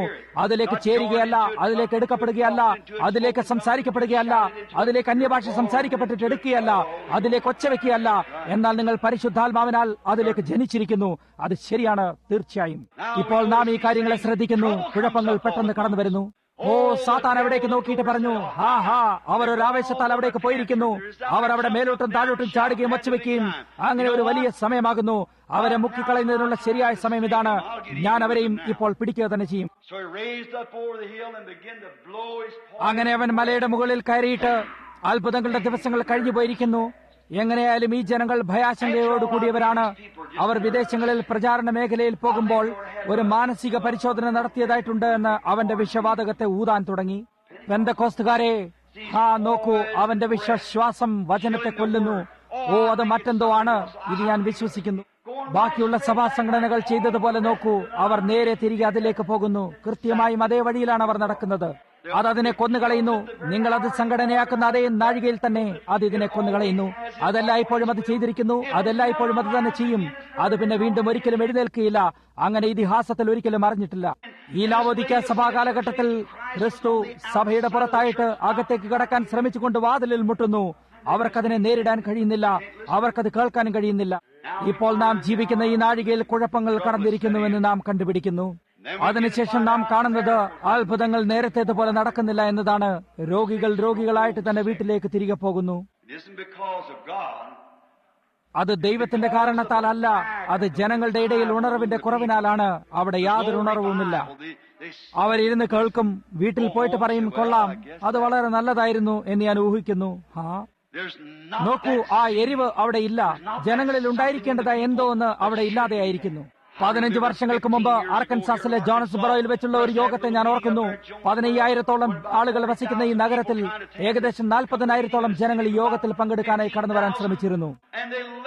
അവർ പഞ്ഞിയുടെ ട്രക്കുകളുടെ കീഴിലും അവരുടെ രോഗികളായ കുഞ്ഞുങ്ങളുടെ മേൽ കടലാസം പിടിച്ചുകൊണ്ട് അകത്തേക്ക് കടന്നു വരാൻ ശ്രമിച്ചിരുന്നു. അവർ അവരുടെ ഇരിപ്പിടങ്ങളിൽ ഇരുന്നു കഴിഞ്ഞാൽ പിന്നെ അവരുടെ പ്രിയമേറിയവർക്ക് ഒരു ഹാംബർഗറും ഒരു കുപ്പി പാനീയം വാങ്ങുന്നതിനും പോവുകയോ ചെയ്യാതെ രാത്രിയും പകലും അവിടെ തന്നെ ഇരിക്കും. പകലും രാത്രിയും അവർ വിട്ടുപോകുമായിരുന്നില്ല. അവരുടെ ഹൃദയങ്ങൾ തീയാൽ എരിഞ്ഞിരുന്നു. ദൈവം ചെയ്ത ഒരു ചെറിയ കാര്യം തന്നെ അവരെ തീപിടിപ്പിച്ചിരുന്നു. അങ്ങനെ 100ഓളം പേർ കടന്നു വന്നിരുന്നു. അവൻ 15 വർഷങ്ങൾക്ക് മുമ്പായിരുന്ന അതേ ദൈവം തന്നെയാണ് ഇന്ന് രാത്രിയിലും. അവൻ ഇന്ന് രാത്രിയിലും ആകാശവും ഭൂമിയും സൃഷ്ടിച്ചപ്പോഴത്തെ അതേ ദൈവം തന്നെയാണ്. എന്നാൽ ഇതെന്താകുന്നു? നാം എല്ലാവരും ആവേശത്തിലായിട്ട് നമ്മുടെ സംഘടനകൾ ഉണ്ടാക്കാനും ഇത് പണിയാനും അത് പണിയാനും എന്തെങ്കിലും മഹത്തായതും തിളങ്ങുന്നതും ജോനസുമായിട്ടും മെത്തഡിസ്റ്റുമായിട്ടും ബാപ്റ്റിസ്റ്റുമായിട്ടും പ്രസ്ബിറ്റേറിയൻകാരുമായിട്ട് താരതമ്യപ്പെടുത്തുന്നതും അതുപോലെ ഉണ്ടാക്കാനും ശ്രമിക്കുന്നു. നിങ്ങൾ അവരിൽ നിന്നുള്ളവരല്ല, നിങ്ങളല്ല. അവർ സഭാ സംഘടനകളായ ജനങ്ങളാണ്. അതൊക്കെയും കൊള്ളാം, അവർക്കെതിരായിട്ട് യാതൊന്നുമില്ല. അവരുടെ ഇടയിൽ വളരെയധികം നല്ല ക്രിസ്ത്യാനികളുണ്ട്. എന്നാൽ നിങ്ങൾ നിങ്ങളെ തന്നെ ആ വിശ്വാസികളുടെ കൂട്ടങ്ങളോട് സഹകരണം ചെയ്തുകൂടായിരുന്നു. അത് ജനങ്ങൾ അതിന്റെ ശക്തിയെ ത്യജിക്കുന്നവരാണ്. നിങ്ങൾ അവരോടുകൂടെ പക്ഷം പിടിക്കരുത്. നിങ്ങൾക്കറിയാമോ, നിങ്ങൾ ഹോളിവുഡിനെ സഭയിൽ കൊണ്ടുവരാൻ ശ്രമിക്കുന്നതാണ് ഇതിന്റെ കുഴപ്പം. നിങ്ങൾ ചെയ്യാനായിട്ട് ശ്രമിക്കേണ്ടത് ഹോളിവുഡിനെ സഭയിൽ നിന്നും പുറത്താക്കുകയാണ്. നിങ്ങൾ നിങ്ങളുടെ കെട്ടിടങ്ങളെ മനോഹരമാക്കാനും നിങ്ങളുടെ സഭാ സംഘടനയെ അത്രമാത്രം വലുതാക്കാനും ശ്രമിച്ചിട്ട് അത് ജനങ്ങളുടെ ശ്രദ്ധയെ ആകർഷിക്കുന്നു. നമുക്ക് അവരുടെ പക്ഷത്ത് പോകാൻ പറ്റുകയില്ല. അവരെ നമുക്ക് നമ്മുടെ പക്ഷത്താക്കേണ്ടതായിട്ടുണ്ട്. എല്ലാം തിളങ്ങുന്നതാണ്. ഓർക്കുക, ഹോളിവുഡ് ലൗകികതയാൽ മിന്നുന്നു, എന്നാൽ സുവിശേഷം എളിമയിൽ തിളങ്ങുന്നു. മിന്നുന്നതിലും തിളങ്ങുന്നതിലും തമ്മിൽ അവിടെ ഒരു അതീവ വ്യത്യാസമുണ്ട്. സുവിശേഷം എളിമയിലും ശാന്തതയിലും താഴ്മയിലും ശക്തിയിലും തിളങ്ങുന്നു. എന്നാൽ ഹോളിവുഡ് മിന്നുകയും എല്ലാവരും ജയഘോഷം ചെയ്യുകയും ആർക്കുകയും അതിലേക്ക് പോവുകയും ചെയ്യുന്നു. നമുക്കതിന്റെ ആവശ്യമില്ല. നാം ഈ വെളിച്ചത്തിൽ ജീവിക്കാൻ ആഗ്രഹിക്കുന്നു. അവൻ പറഞ്ഞു, നിങ്ങൾ ഭൂമിയുടെ ഉപ്പാകുന്നു. ഉപ്പ് കാരമില്ലാതെ പോയാൽ, അതായത് അതിന്റെ ശക്തി സുവിശേഷമാകുന്നു. നമ്മുടെ സഭകളിൽ എന്തെങ്കിലും ഒന്ന് പ്രവർത്തിക്കുന്നതായിട്ടുണ്ടായിട്ട് അത് മെത്തഡിസ്റ്റുകാരെയും ബാപ്റ്റിസ്റ്റുകാരെയും പ്രസ്ബിറ്റേറിയൻകാരെയും മറ്റുള്ളവരെയും എല്ലാം അതിലേക്ക് വരുന്നതിന് വേണ്ടി ആഗ്രഹപ്പെടുത്തണം. നാം അത്രമാത്രം ഉപ്പുള്ളവരായിരിക്കണം. ഉപ്പ് ദാഹത്തെ ഉണ്ടാക്കുന്നു, ഒരു ദാഹത്തെ സൃഷ്ടിക്കുന്നു. ഉപ്പ് അതുമായി ബന്ധപ്പെടുകയാണെങ്കിൽ കാരമാകുന്നു. അതിന് ബന്ധപ്പെട്ടിരിക്കേണ്ടതായിട്ടുണ്ട്. നമ്മുടെ കാരണമില്ലാത്തതായ വലിയ ക്രോധാവേശങ്ങൾ മെത്തഡിസ്റ്റും ബാപ്റ്റിസ്റ്റും വലിയ കെട്ടിടങ്ങളുമായിട്ടും വലിയ സ്ഥലങ്ങളുമായിട്ടും നല്ല വിദ്യാഭ്യാസമുള്ള ജനങ്ങളുമായും വലിയ സ്കൂളുകളുമായും വലിയ കോളേജുകളും അങ്ങനെയുള്ള എല്ലാമായിട്ട് താരതമ്യപ്പെടുത്താൻ ശ്രമിക്കുന്നു. നാം ഒരു ക്രോധാവേശത്തിൽ പോയി കഴിഞ്ഞിരിക്കുന്നു. എന്നാൽ ഇവിടെ ഇതാ കുഴപ്പം കടന്നു വന്നിരിക്കുന്നു. ആത്മീയമായ മനസ്സ് ചുറ്റുപാട് നോക്കിയിട്ട് പറയും, ഇവിടെ ഒരു നിമിഷം നിൽക്കുക, നാം എല്ലാവരും ഐക്യസഭാ സമിതി എടുക്കാൻ പോവുകയാണോ? നമ്മുടെ കൂട്ടുകാരെല്ലാം അതിലേക്ക് പോകുമോ? തീർച്ചയായും നിങ്ങൾ പോകുന്നു. അത് ശരിയാണ്. അങ്ങനെ അല്ലെങ്കിൽ നിങ്ങൾ ശ്രദ്ധിച്ച് കേട്ടുകൊള്ളുക. ഇരുവഴുത്ത് നിങ്ങൾ അത് കാണുമെന്നും ക്രിസ്തു പുറത്തായിരിക്കുമെന്നും പറഞ്ഞിരിക്കുന്നു. പോപ്പാദ്യമായിട്ട് റോമിലേക്ക് പോയപ്പോൾ ചന്ദ്രൻ സ്വയം തന്നെ ഇരുണ്ടുപോയി. കഴിഞ്ഞ രാത്രിയിൽ ആകാശത്തിൽ ഒരു അടയാളമായി അത് നിങ്ങളെ കാണിച്ചിരുന്നു. അത് മുൻകൂട്ടി പ്രസ്താവിക്കാത്തതായിരുന്നു. അത് അതിനെ നിവർത്തിച്ചു. എപ്രകാരം കർത്താവ് ഈ ദിവസങ്ങളിൽ ഈ കാര്യങ്ങളെ ചെയ്യുന്നത് എത്ര അത്ഭുതകരമായിരിക്കുന്നു. അങ്ങനെ ഈ ഭയങ്കരമായ ഇരുട്ടിന്റെ നാഴികയിൽ അവർ അവിടെ ആയിരുന്നപ്പോൾ കൊടുങ്കാറ്റടിക്കാൻ തുടങ്ങി. രക്ഷപ്പെടുന്നതിനുള്ള എല്ലാ ആശകളും പോയി കഴിഞ്ഞിരുന്നു. ഇപ്പോൾ നിങ്ങളുടെ സഭാ സംഘടന ഐക്യസഭാ സമിതിയിലേക്ക് പോവുകയാണെങ്കിൽ നിങ്ങൾ എന്താണ് ചെയ്യുക? അവസാനത്തെ ആശയും പോയി കഴിഞ്ഞിരിക്കുമ്പോൾ നാം ഭൂമിയിൽ ഉണ്ടാക്കിയിരിക്കുന്നതായി ഈ മഹത്തായ കാര്യങ്ങൾക്ക് എന്താണ് സംഭവിക്കാൻ പോകുന്നത്? നിങ്ങൾക്കറിയാമോ, എല്ലാ ആശകളും പോയി കഴിഞ്ഞ് അവർക്ക് രക്ഷപ്പെടാൻ കഴിയാതെ ആയിട്ട് അവർ നിലവിളിക്കാൻ തുടങ്ങിയപ്പോൾ പെട്ടെന്ന് അവൻ വെള്ളത്തിന്മേൽ അവിടേക്ക് നടന്നു വരുന്നത് അവർ കണ്ടു. അന്ധകാരത്തിന്റെ നാഴികയിൽ അവൻ നടന്ന് അവിടേക്ക് വന്നു. നിങ്ങൾക്കറിയാമോ എന്താണെന്ന്? അവൻ അവരെ പറഞ്ഞു വിട്ടപ്പോൾ ഇത് സംഭവിക്കാൻ പോകുകയായിരുന്നുവെന്ന് അവൻ അറിഞ്ഞിരുന്നു. അതിനാൽ ആ ദേശത്തുള്ള ഏറ്റവും ഉയർന്ന ഒരു മലയിൽ അവൻ കയറിയിരുന്നു. എത്രയും ഉയരത്തിൽ നിങ്ങൾ പോകുന്നുവോ അത്രയും ദൂരത്തായിട്ട് നിങ്ങൾക്ക് കാണാൻ കഴിയും. നിങ്ങൾക്കറിയാമോ, അവൻ ഉയരത്തിലേക്ക് കയറി. അതിനാൽ അവന് അവരെ ശ്രദ്ധിക്കാമായിരുന്നു. ഇത് സംഭവിക്കാൻ പോകുകയായിരുന്നുവെന്ന് അവൻ അറിയാമായിരുന്നു. ഇവിടെയും ഈ ദിവസത്തെ അവൻ മുൻകൂട്ടി പറഞ്ഞിരുന്നു. സോദോമിന്റെ കാലത്തെ പോലെ മനുഷ്യപുത്രന്റെ വരവെങ്കിലും മനുഷ്യപുത്രൻ വെളിപ്പെടുന്ന നാളുകളിലുമായിരിക്കും. എങ്കിലും മനുഷ്യപുത്രൻ വെളിപ്പെട്ടിരിക്കണം. ഈ ദുഷ്ടതയും വ്യഭിചാരവും നിറഞ്ഞ തലമുറ അടയാളത്തെ തേടുന്നു. അതിനൊരു അടയാളമുണ്ടായിരിക്കും. ഇതിനു മുമ്പ് അവർ ചെയ്തതുപോലെ അവർ അതിനെ തള്ളിക്കളയും. എന്നാൽ അത് പുനരുദ്ധാനത്തിന്റെ അടയാളമായിരിക്കും. അവൻ ഇപ്പോഴും ജീവിച്ചിരുന്നു കൊണ്ട് അവൻ ചെയ്തിരുന്നത് പോലെ തന്നെ ചെയ്യുന്നു. അങ്ങനെ ആ മഹത്തായ നാഴികയിൽ ശിഷ്യന്മാർ വിഷമത്തിലായിരിക്കുമ്പോൾ അവൻ ഉയരത്തിലേക്ക് കയറുകയും അതിനാൽ അവൻ അവരെ ശ്രദ്ധിക്കാനും കഴിയുമെന്ന് നാം കണ്ടിരിക്കുന്നു. അവനൊരു മലയുടെ മേൽ ഇരുന്നു കൊണ്ട് അവരെ നോക്കിയിരുന്നു. എന്നാൽ ഈ പ്രാവശ്യം അവനൊരു മലയുടെ മേൽ കയറിയില്ല. അവൻ ശവക്കുഴിയിൽ നിന്നും ആകാശങ്ങളിൽ കൂടെ ചന്ദ്രനും നക്ഷത്രങ്ങൾക്കും അപ്പുറയായി കയറിയിട്ട് അവൻ അത്രമാത്രം ഉയരത്തിൽ കയറിയിട്ട് സ്വർഗത്തെ കാണുന്നതിന് വേണ്ടിയും അവന് താഴേക്ക് നോക്കേണ്ടിയിരിക്കുന്നു. അങ്ങനെ അവൻ അവിടെ ഉയരത്തിലായിരിക്കുന്നു. ഇപ്പോൾ അവന്റെ കണ്ണുകൾ ഒരു കുരുവിയുടെ മേലും. കൂടാതെ അവൻ നമ്മെ ശ്രദ്ധിക്കുന്നുവെന്ന് ഞാൻ അറിയുന്നു. അവൻ നമ്മെ നിരീക്ഷിച്ചു കൊണ്ടിരിക്കുന്നു. ഈ വലിയ ഇരുണ്ട നാഴികയിൽ സഭകളെല്ലാം വലിയ പരിപാടികളിലേക്കും അവർക്ക് ഈ പരിപാടികളും ആ പരിപാടികളും അങ്ങനെ എല്ലാം കൂടി പരിപാടികളായിട്ട് ബാക്കിയുള്ള സഭകളെയും സഭാ സംഘടനകളെയും പോലെ ആയിരിക്കുന്നു. എന്താണ് സംഭവിച്ചിരിക്കുന്നത്? ഈ അന്ധകാരത്തിന്റെ നാഴികയിൽ യഥാർത്ഥമായും ആത്മാവിൽ നിറയപ്പെട്ട ജനങ്ങൾ എന്താണ് സംഭവിക്കാൻ പോകുന്നതെന്ന് ആശ്ചര്യപ്പെടുന്നു. എന്റെ മക്കളെ നോക്കൂ, എന്റെ ഭാര്യയെ നോക്കൂ, ഇത് നോക്കുക എന്ന് മനുഷ്യർ പറയും. അവർ ഞായറാഴ്ചത്തെയും ബുധനാഴ്ചത്തെയും രാത്രിയിലെ പ്രാർത്ഥനയുടെ യോഗത്തെ നേരത്തെ പിരിച്ചുവിട്ട് കളയുന്നു. അതിനാൽ അവർക്ക് ടെലിവിഷനിൽ കൂടെ വി ലവ് സൂസിയോ മറ്റെന്തെങ്കിലും പരിപാടികളോ കാണാൻ കഴിയും. ദൈവപ്രിയമില്ലാതെ ലോകപ്രിയമുള്ളവരാകുന്നു. അവരെ പോലെ പെരുമാറുന്നു. കഴിഞ്ഞ ദിവസം വളരെ ഇറുകിയ വസ്ത്രങ്ങൾ ധരിച്ച ഒരു മഹിളയോട് ഞാൻ പറഞ്ഞു, സഹോദരി, ആ വസ്ത്രങ്ങൾ തീരെ ഇറുകിയതാകുന്നു. ഇതിനെക്കുറിച്ച് നിങ്ങളോട് പറയുന്നത് എനിക്ക് നല്ലതായി തോന്നുന്നില്ലായിരിക്കാം. എന്നാൽ അത് പറയേണ്ടിയിരിക്കുന്നു. നിങ്ങളൊരു ക്രിസ്ത്യാനിയാണ്. നിങ്ങൾ അതൊരു പ്രതിബന്ധത്തെ ഉണ്ടാക്കാനിടയാക്കും. അവൾ പറഞ്ഞു, സഹോദരൻ ബ്രഹാം, നിങ്ങൾക്കറിയാമോ ഇതെന്താണെന്ന്? ഈ തരത്തിൽപ്പെട്ട വസ്ത്രങ്ങൾ മാത്രമാണ് അവർ ഉണ്ടാക്കുന്നത്. ഞാൻ പറഞ്ഞു, അവർ ഇപ്പോഴും തുണികളും തയ്യൽ മെഷീനുകളും വിൽക്കുന്നുണ്ടല്ലോ. അതുകൊണ്ട് അവിടെ യാതൊരു ഒഴിവുകളുമില്ല. അതെ, എന്റെ പ്രിയ സ്നേഹിത, ഞാൻ ചില കാര്യങ്ങൾ പറയുന്നത് ശ്രദ്ധിക്കുക. അത് നിങ്ങളെ പറിക്കെടുക്കുകയല്ല, അല്ല ശ്രീമാൻ, എന്നാൽ നിങ്ങളെ ദണ്ഡനത്തിൽ നിന്നും അകറ്റുവാൻ ശ്രമിക്കുകയാണ്. ആ ആത്മാവ് നിങ്ങളിൽ ഉള്ളിടത്തോളം നിങ്ങൾ അത് ചെയ്യാൻ പോകുകയാണ്. അത് ശരിയാണ്. നിങ്ങൾക്കതിൽ നിന്നും പുറത്തായി ജനിക്കേണ്ടിയിരിക്കുന്നു. ആ പ്രസ്താവനയിൽ നിങ്ങൾക്ക് നിങ്ങളെ തന്നെ അനുയോജ്യമാക്കാൻ കഴിയും. എന്നാൽ ഞാൻ നിങ്ങളോട് ഒരു കാര്യം പറയട്ടെ. നിന്റെ നിക്ഷേപം ഉള്ളിടത്ത് നിന്റെ ഹൃദയം ഉണ്ടായിരിക്കും. ഞാൻ നിങ്ങളോട് പറയട്ടെ, നിങ്ങൾ നിങ്ങളുടെ ഭർത്താവിന് ഒരു പരിശുദ്ധമായ താമരെ പോലെ ആയിരിക്കാം. ഒരു പരിശുദ്ധമായ താമരെ പോലെ നിങ്ങളുടെ പുരുഷനായ സ്നേഹിതനോട് ആയിരിക്കാൻ ഇടയുണ്ട്. എന്നാൽ ഏതെങ്കിലും ഒരു ദിവസം വ്യഭിചാര കുറ്റത്തിന് ദൈവം നിങ്ങളെ കൊണ്ട് ഉത്തരം പറയിക്കുന്നതാണ്. നിങ്ങൾ അപ്രകാരമുള്ള വസ്ത്രങ്ങൾ ധരിക്കുമ്പോൾ നിങ്ങൾ കുറ്റക്കാരിയാകുന്നു. യേശു പറഞ്ഞു, സ്ത്രീയെ മോഹിക്കേണ്ടതിന് അവളെ നോക്കുന്നവനെല്ലാം ഹൃദയം കൊണ്ട് അവളോട് വ്യഭിചാരം ചെയ്തു പോയി. ആ പാപിയായ മനുഷ്യൻ നിങ്ങളെ നോക്കിയിട്ട് വ്യഭിചാരം ചെയ്തതിന് ഉത്തരം പറയേണ്ടി വരുമ്പോൾ അത് അവന്റെ മുമ്പിൽ കാഴ്ചവെച്ചതാരാണ്? അതിനെക്കുറിച്ചൊന്ന് വിചാരിക്കുക. പെന്തക്കോസ്തുകാരായ സ്ത്രീകളെ, നിങ്ങൾ ലജ്ജിക്കേണ്ടിയിരിക്കുന്നു. നിങ്ങൾ ലജ്ജിക്കേണ്ടിയിരിക്കുന്നു. ഞാൻ നിങ്ങളെ സ്നേഹിക്കുന്നു. അതുകൊണ്ടാണ് ഞാനിത് പറയുന്നത്. സ്നേഹം തെറ്റിദ്ധരുത്തലാണ്. നാം ഒരു വലിയ ക്രോധാവേശത്തിലും ഒരു വസ്ത്രങ്ങളുടെ ക്രോധാവേശത്തിലുമായിരിക്കുന്നു. അത് ലോകത്തെ പോലെ തന്നെ ശരിക്കും പരിഷ്കാരപ്പെടുത്തിയതാകുന്നു. ലോകത്തെയും ലോകത്തിലുള്ള കാര്യങ്ങളെയും സ്നേഹിക്കരുത്, എങ്കിൽ ദൈവസ്നേഹം പോലും നിങ്ങളിൽ ഇല്ല എന്നവൻ പറഞ്ഞു. നിങ്ങൾ മുടി കത്തിരിക്കുകയും ഇതുപോലെയുള്ള വസ്ത്രങ്ങളും ധരിച്ചിട്ട് എത്രമാത്രം അന്യഭാഷ പറഞ്ഞാലും മേലോട്ടും താഴോട്ടും ചാടിയാലും നൃത്തം ചെയ്താലും ഞാനത് കാര്യമാക്കുന്നില്ല. പുരുഷന്മാരായി നിങ്ങൾ അതിന് അനുവദിക്കുന്നു. നിങ്ങളുടെ തന്നെ ഫലം നിങ്ങൾ എവിടെയാണെന്ന് പറയുന്നു. അത് കൃത്യമായും ശരിയാണ്. നാം ഇതുപോലെയുള്ള ഒരു അന്ധകാരത്തിലായിട്ട് കമ്മ്യൂണിസത്തിന്റെ കൊടുങ്കാറ്റും സഭകളും ഐക്യസഭാ സമിതിയുടെ കാറ്റുകളും അടിക്കുന്നതിൽ യാതൊരു അത്ഭുതവുമില്ല. ഇതൊരുമിച്ചാക്കുകയും ഒത്തുചേരുകയും ചെയ്യുന്ന സമയമാകുന്നു. സംഘടന തൊഴിലാളികളെ ഐക്യത്തിലാക്കുകയും അതിനെക്കുറിച്ച് വഴക്കിടുകയും ചെയ്യുന്നു. ദേശങ്ങൾ ഐക്യരാഷ്ട്ര സംഘടന ഉണ്ടാക്കിയിരിക്കുന്നു. അവർ ഒത്തുചേരുകയാണ്. സഭകൾ തമ്മിൽ ഒത്തുചേരുകയാണ്. എന്താണ് ഇതെല്ലാം കാണിക്കുന്നത്? ഇത് ക്രിസ്തുവും അവന്റെ മണവാട്ടിയും ഒത്തുചേരാൻ തയ്യാറാകുന്നതിനെ കാണിക്കുന്നു. അതാണ് ഇതിനെക്കുറിച്ച് സംസാരിക്കുന്നത്. ഈ കാര്യങ്ങളുടെ നിഴലുകളെല്ലാം അവന്റെ വരവിന്റെ ഉറപ്പിനെ കാണിക്കുന്നു. നാം ഇത് സമാപിച്ചുകൊണ്ടിരിക്കുമ്പോൾ ജാഗ്രതയോടെ ആയിരുന്നു കൊള്ളുക, കാരണം ഞാൻ താമസിച്ചിരിക്കുന്നു.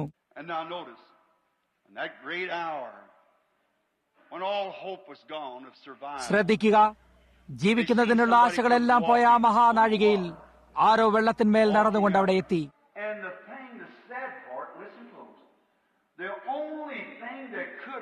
എന്നാൽ ദുഃഖകരമായ കാര്യം എന്താണെന്നാൽ, ശ്രദ്ധിച്ചു കേൾക്കുക, അവരെ സഹായിക്കാനുണ്ടായിരുന്ന ഏക കാര്യത്തെയാണ് അവർ ഭയപ്പെട്ടിരുന്നത്. അവർ പറഞ്ഞു, ഇത് ഭൂതമാണ്, ഇതൊരു ഭൂതമായിരിക്കാനിടയുണ്ട്. അത് തന്നെ വീണ്ടും ആവർത്തിക്കപ്പെട്ടിരിക്കുന്നില്ലെങ്കിൽ പിന്നെ എന്താണ്? അവർ അതിനെ ഭയപ്പെട്ടിരിക്കുന്നു. അവർ അതിനെ ഭാവി പറച്ചിലായി ഭയപ്പെട്ടിരിക്കുന്നു. അത് ഈ കാലത്ത് സംഭവിക്കുമെന്ന് യേശു പറഞ്ഞപ്പോൾ അതിനെ നിങ്ങൾ ഏതോ തരത്തിലുള്ള സാത്താന്റെ ശക്തിയായി ഭയപ്പെടുന്നു. അവരെ സഹായിക്കാനുള്ള ഒരേ ഒരു കാര്യം യേശു ക്രിസ്തുവാകുന്നു. മറ്റേതെങ്കിലും സഭാ സംഘടനയോ അവരെല്ലാം കൂടി തമ്മിൽ ഒരുമിച്ച് കൂടുന്നതോ അല്ല. അത് കൂടുതൽ അത് വഷളാക്കുകയാണ് ചെയ്യുന്നത്. നിങ്ങളെ സഹായിക്കാനുള്ള ഒരേ ഒരു കാര്യം യേശു ക്രിസ്തുവാകുന്നു. അവൻ ഈ അവസാന നാളുകളിൽ തിരികെ വന്ന് ഈ രൂപത്തിൽ ഈ കാര്യങ്ങളെ വാഗ്ദത്തം ചെയ്തിരിക്കുമ്പോൾ അതിപ്രകാരം അബ്രഹാമിന്റെ അടുക്കൽ വാഗ്ദത്തം ചെയ്യപ്പെട്ടിരുന്ന ആദ്യത്തെ സന്തതി എത്തുന്നതിന് മുമ്പ് ചെയ്തതുപോലെയാണ് അബ്രഹാമിന്റെ രാജകീയ വംശം അതേ കാര്യം തന്നെ കാണുവാൻ അവൻ വാഗ്ദത്തം ചെയ്തിരിക്കുന്നു. വാഗ്ദത്ത സന്തതിക്ക് മുമ്പേ ദൈവം സ്വയം തന്നെയായിട്ട് ജഡത്തിൽ വെളിപ്പെട്ടിട്ട് യേശു ചെയ്തതുപോലെ തന്നെ ചെയ്യുകയും ഈ അവസാന നാളുകളിൽ അവൻ അതുപോലെ തന്നെ ചെയ്യുമെന്ന് പറഞ്ഞിരിക്കുന്നു.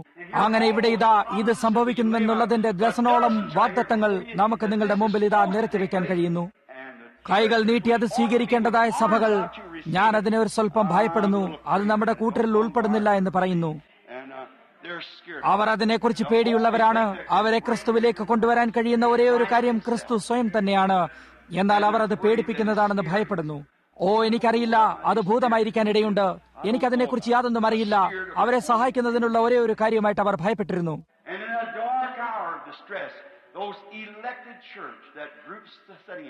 ആ വിഷമത്തിന്റെ ഇരുണ്ട നാഴികയിൽ ആ തെരഞ്ഞെടുക്കപ്പെട്ട സഭയുടെ കൂട്ടം അത് ഭൂതമാണെന്ന് പേടിച്ചിട്ട് അവിടെ ഇരിപ്പുണ്ടായിരുന്നു. അതുമായിട്ട് അവർ യാതൊന്നും ചെയ്യാൻ ആഗ്രഹിച്ചിരുന്നില്ല. അപ്പോൾ ആ മധുരവാണി, പേടിക്കണ്ട, ഇത് ഞാനാകുന്നു എന്ന് പറഞ്ഞു. അവൻ വചനമാകുന്നു. അത് ശരിയല്ലേ? അവൻ വചനമല്ലാതെ ഒരിക്കലും മാറുന്നില്ല. ഇന്ന് രാത്രിയിൽ ആ വചനം പറയുന്നത് നിങ്ങൾക്ക് കേൾക്കാൻ കഴിയുന്നില്ലേ? അതായത് അവൻ ഇന്നലെയും ഇന്നും എന്നേക്കും അനന്യനാകുന്നു. പേടിക്കണ്ട, ഞാനാകുന്നു. നമ്മുടെ തലകളെ വണങ്ങാം.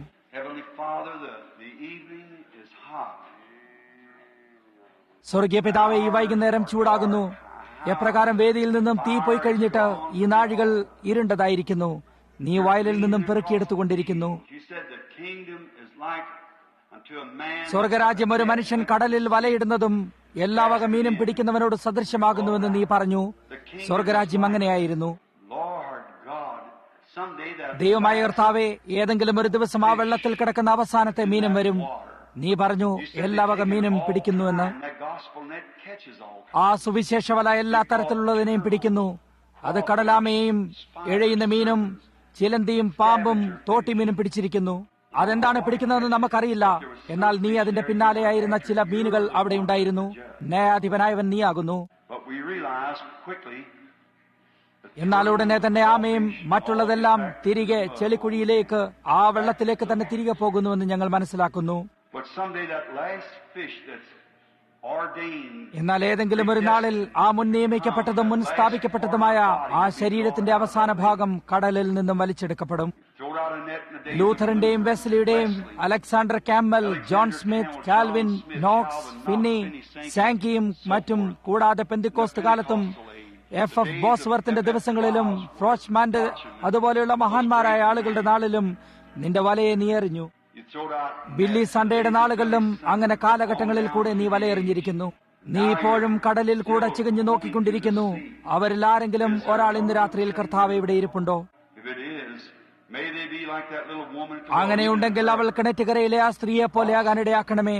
അവൾ വ്യഭിചാരത്തിന്റെ അവസ്ഥയിലായിരുന്നിട്ടും നീ മശിഹായിരുന്നുവെന്ന് അവൾ അപ്പോഴും തിരിച്ചറിഞ്ഞു.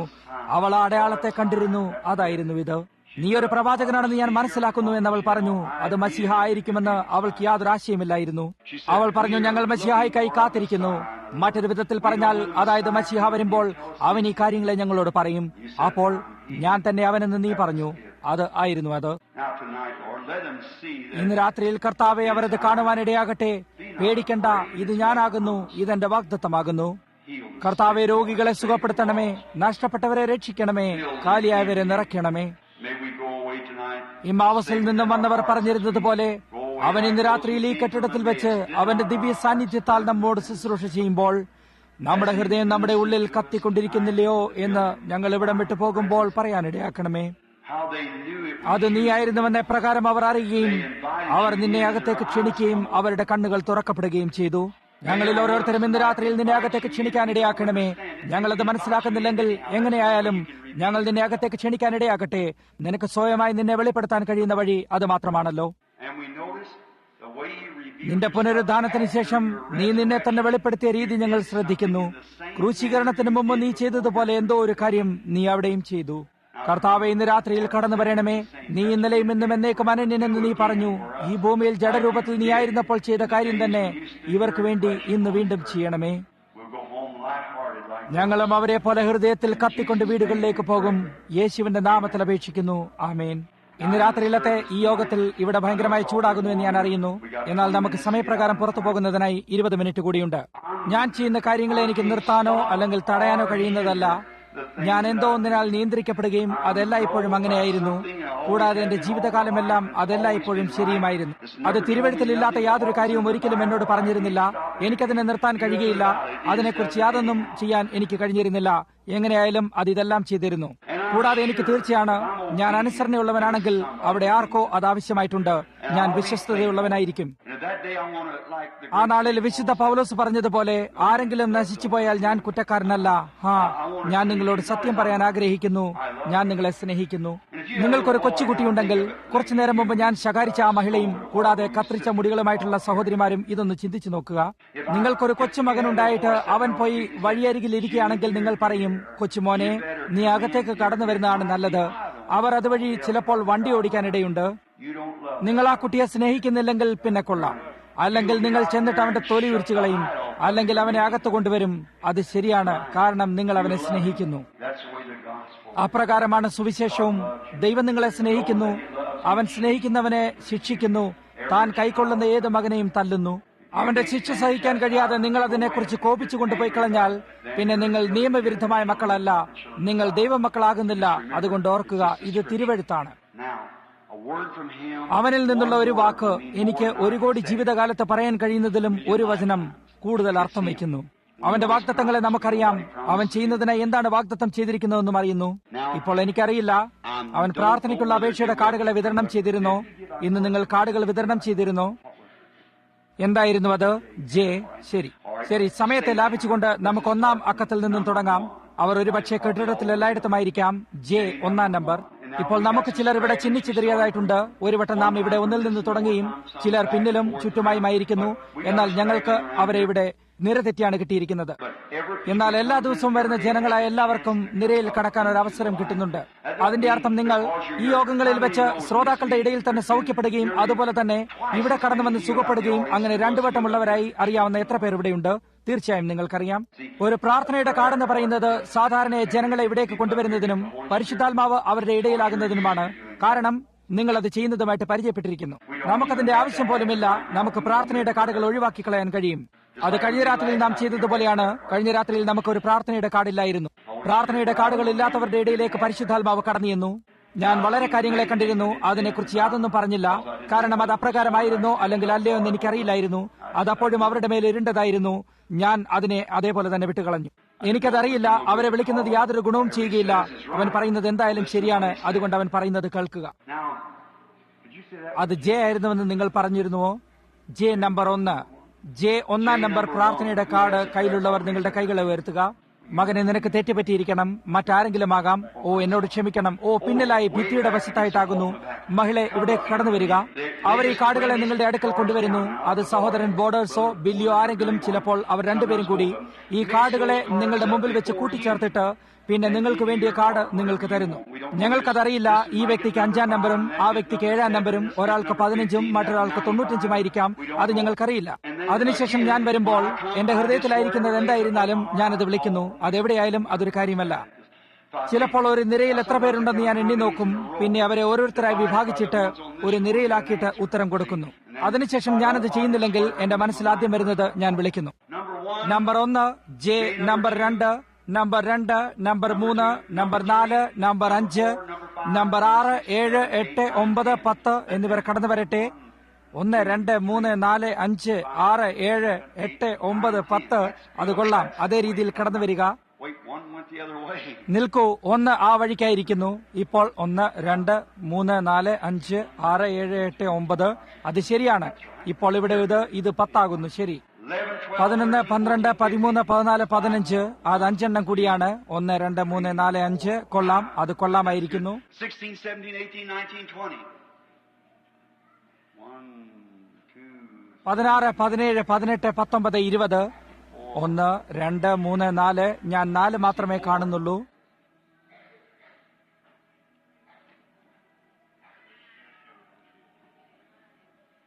20-ാം നമ്പർ ഉത്തരം കൊടുത്തിരുന്നു. ശരി. ഒരു വട്ടം അധികം പേർ ഇവിടെ കൂടി നിൽക്കുന്നത് നാം ആഗ്രഹിക്കുന്നില്ല. നാം ഇതിൽ കൂടി കടന്ന് എളുപ്പം തീരുകയാണെങ്കിൽ നാം കുറച്ചുകൂടി അക്കങ്ങൾക്കായി പോകുന്നതാണ്. നമുക്ക് കുറച്ചുപേരെ കൂടി ശ്രമിച്ചു നോക്കാം. നമുക്ക് 5 പേരെ കൂടി ശ്രമിക്കാം. 21 തൊട്ട് 25 വരെ നിങ്ങൾ ആഗ്രഹിക്കുന്നെങ്കിൽ ജയിലുള്ളവർ എഴുന്നേറ്റ് നിൽക്കട്ടെ. 21 തൊട്ട് 25 വരെ. 1, 2, 3. പിന്നിൽ ദൂരെയായിട്ട് 4 ആകുന്നു. 1, 2, 3, 4. അത് 5 ആകുന്നു. ഓക്കെ, ഇപ്പോൾ നമുക്കിവിടെ നിർത്താം. ഇപ്പോൾ 25 പേർ നിരയിലുണ്ട്. അവർ അവിടെയായി നിരയിൽ നിൽക്കുന്നു. ഞാൻ നിങ്ങളോട് ഒരു ആനുകൂല്യം ചോദിക്കാൻ പോവുകയാണ്. നിങ്ങളുടെ മാറ്റമില്ലാത്ത ശ്രദ്ധയെ അടുത്ത 15-16 മിനിറ്റ് നേരത്തേക്ക് നിങ്ങളുടെ മാറ്റമില്ലാത്ത ശ്രദ്ധയെ ദൈവത്തിന് കൊടുക്കുക. നിങ്ങളത് ചെയ്യുമോ? നിങ്ങൾ ഇതുകൂടി ചെയ്യുമോ? നിങ്ങളുടെ ഹൃദയങ്ങളെ തുറക്കുമോ? ഇപ്പോൾ ഞാൻ പറഞ്ഞ കാര്യങ്ങളെ മറക്കരുത്. അത് താറാവിന്റെ പുറത്ത് വെള്ളമൊഴിക്കുന്നത് പോലെ എന്ന ഒരു പഴയ പറച്ചിലുള്ളതുപോലെ നിങ്ങളുടെ മേൽ കൂടെ കടന്നു പോകാൻ ഇടയാകരുത്. അത് ചെയ്യരുത്. ഇത് പരിഗണനയിൽ എടുക്കുക. ഞാൻ തിരുവഴുത്തിലില്ലാത്ത എന്തെങ്കിലും കാര്യം ഈ നാഴികയിലേക്ക് ഒരു വാഗ്ദത്തത്തിന് വേണ്ടി പറയുകയാണെങ്കിൽ നിങ്ങൾ ഇവിടേക്ക് കടന്നു വന്ന് മാനേജറെ കണ്ടിട്ട് അതിനെക്കുറിച്ച് എന്നോട് പറയാൻ കടപ്പെട്ടിരിക്കുന്നു. അത് ശരിയാണ്.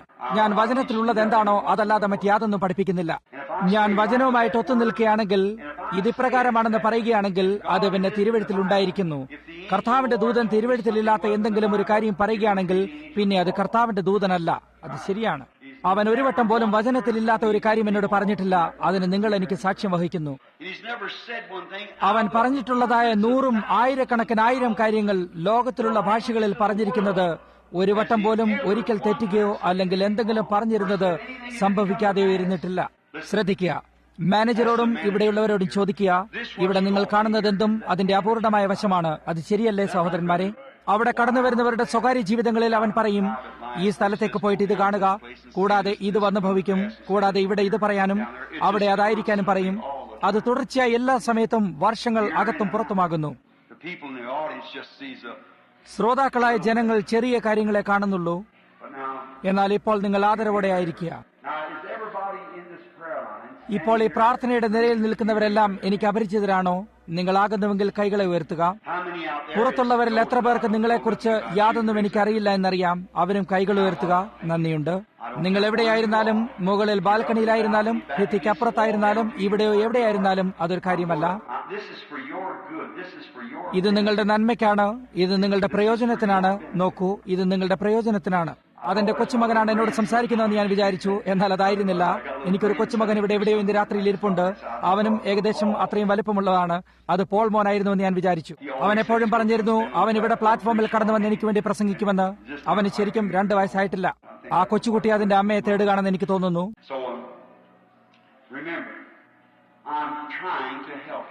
അതുകൊണ്ട് ഓർക്കുക, ഞാൻ നിങ്ങളെ സഹായിക്കാൻ ശ്രമിക്കുകയാണ്. ദൈവം അതറിയുന്നു. ഞാൻ നിങ്ങളെ സഹായിക്കാൻ ശ്രമിക്കുകയാണ്. അവൻ നമ്മുടെ ഇടയിൽ കടന്നു വരികയാണെങ്കിൽ നിങ്ങൾക്കതിന്റെ പ്രയോജനമുണ്ടായിരിക്കാൻ ഞാൻ ആഗ്രഹിക്കുന്നു. യേശുക്രിസ്തുവിന്റെ വ്യക്തിത്വം ജഡത്തിൽ പ്രവർത്തിക്കുന്നത് അവൻ അന്ത്യകാലത്ത് ചെയ്യുമെന്ന് വാഗ്ദത്തം ചെയ്തിരിക്കുന്നതെന്ന് ചിന്തിച്ചു നോക്കുക. അവനത് വാഗ്ദത്തം ചെയ്തിരിക്കുന്നതിന് എത്ര പേർക്കറിയാം? അതിപ്രകാരം സോതോമിൽ വെച്ച് ദൂതൻ തന്റെ പിൻഭാഗം തിരിഞ്ഞിരുന്നത് അത് ദൈവമായിരുന്നു. അത് ദൈവമായിരുന്നുവെന്ന് നിങ്ങൾ വിശ്വസിക്കുന്നുണ്ടോ? അത് ദൈവമായിരുന്നുവെന്ന് എത്ര പേർ വിശ്വസിക്കുന്നുണ്ട്? തീർച്ചയായും ആയിരുന്നു. അതായിരുന്നുവെന്ന് തിരുവെഴുത്ത് പറയുന്നു. കൂടാതെ യേശു അതിനെ സൂചിപ്പിച്ച് പറഞ്ഞിരിക്കുന്നു. ഇപ്പോൾ ശ്രദ്ധിക്കുക, പ്രാർത്ഥനയുടെ കാർഡുകളില്ലാത്തവരായിട്ടുള്ളവർ, നിങ്ങൾ എവിടെയായിരുന്നാലും എനിക്ക് വേണ്ടി ഒരു കാര്യം ചെയ്യാൻ ഞാൻ ആഗ്രഹിക്കുന്നു. ഓർക്കുക, ഈ കാര്യങ്ങൾ അത് നിങ്ങളോട് നിങ്ങൾ സുഖപ്പെട്ടിരിക്കുന്നു അല്ലെങ്കിൽ നിങ്ങൾ എന്തെങ്കിലും ചെയ്യാൻ പറയുന്നത് ശ്രദ്ധിക്കുക. എന്താണ് അത് പറയുന്നതെന്ന് ശ്രദ്ധിക്കുക. അത് നിങ്ങളോട് പറയുക മാത്രമാണെങ്കിൽ നിങ്ങളുടെ വിശ്വാസം പണിയുന്നതിനാണ്. അങ്ങനെ നിങ്ങളുടെ വിശ്വാസം ഒരു സ്ഥാനത്തെത്തുമ്പോൾ നിങ്ങൾ ദൈവത്തെ സ്വീകരിക്കുന്നതിനായി എത്തിച്ചേരുന്നു. ഇത് ഞാനല്ല, കാരണം സ്വർഗീയ പിതാവിനറിയാം. ഞാൻ ഇവിടെയുള്ള നിരയെ നോക്കിയിരുന്നു. എനിക്കറിയാവുന്ന ഒരൊറ്റ വ്യക്തി പോലും ഞാൻ അവിടെ കണ്ടില്ല. എന്നാൽ മുഴുവൻ ശ്രോതാക്കളുടെയും ഇടയിലായി എനിക്കറിയാവുന്നവരായി 2-3 പേരല്ലാതെ ആരെയും എനിക്ക് കാണാൻ കഴിയുന്നില്ല.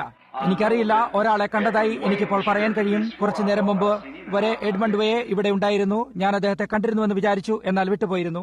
എനിക്ക് തെറ്റുപറ്റിയിട്ടില്ലെങ്കിൽ എനിക്കറിയാവുന്നതായ ഒരു മനുഷ്യനെയും അദ്ദേഹത്തിന്റെ ഭാര്യയെയും മകളെയും ഞാൻ കാണുന്നു.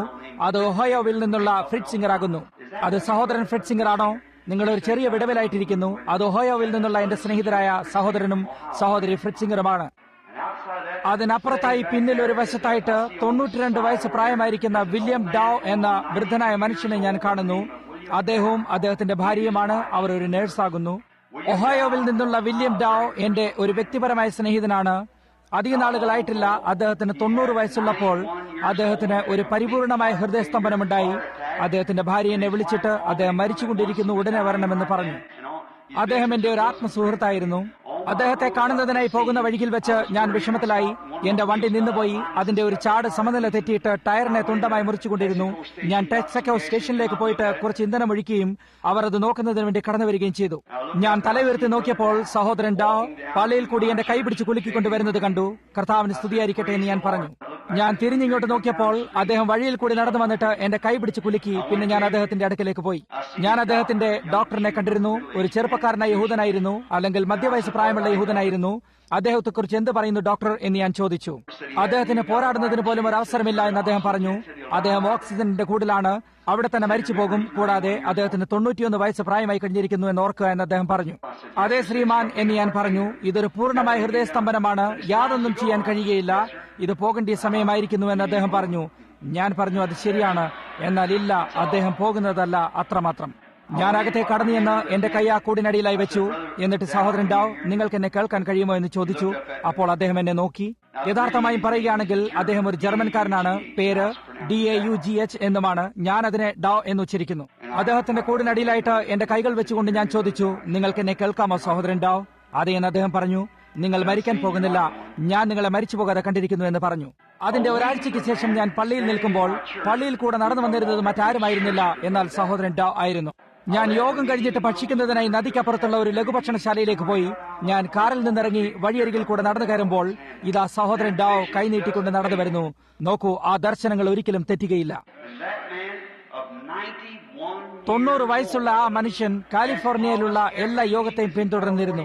സഹോദരൻ ഡോ, നിങ്ങൾ ദയവായി കൈകളെ ഉയർത്തുമോ? അതിനാൽ എന്തൊരു യഥാർത്ഥമായ പടയാളിയാണ് ഇതെന്ന് ജനങ്ങൾക്ക് കാണാൻ കഴിയുമല്ലോ. അദ്ദേഹം ഇവിടെ 91 വയസ്സ് പ്രായമുള്ള അദ്ദേഹം ഇവിടെ ഇരിക്കുകയും എല്ലാ യോഗങ്ങളെയും പിന്തുടരുന്നു.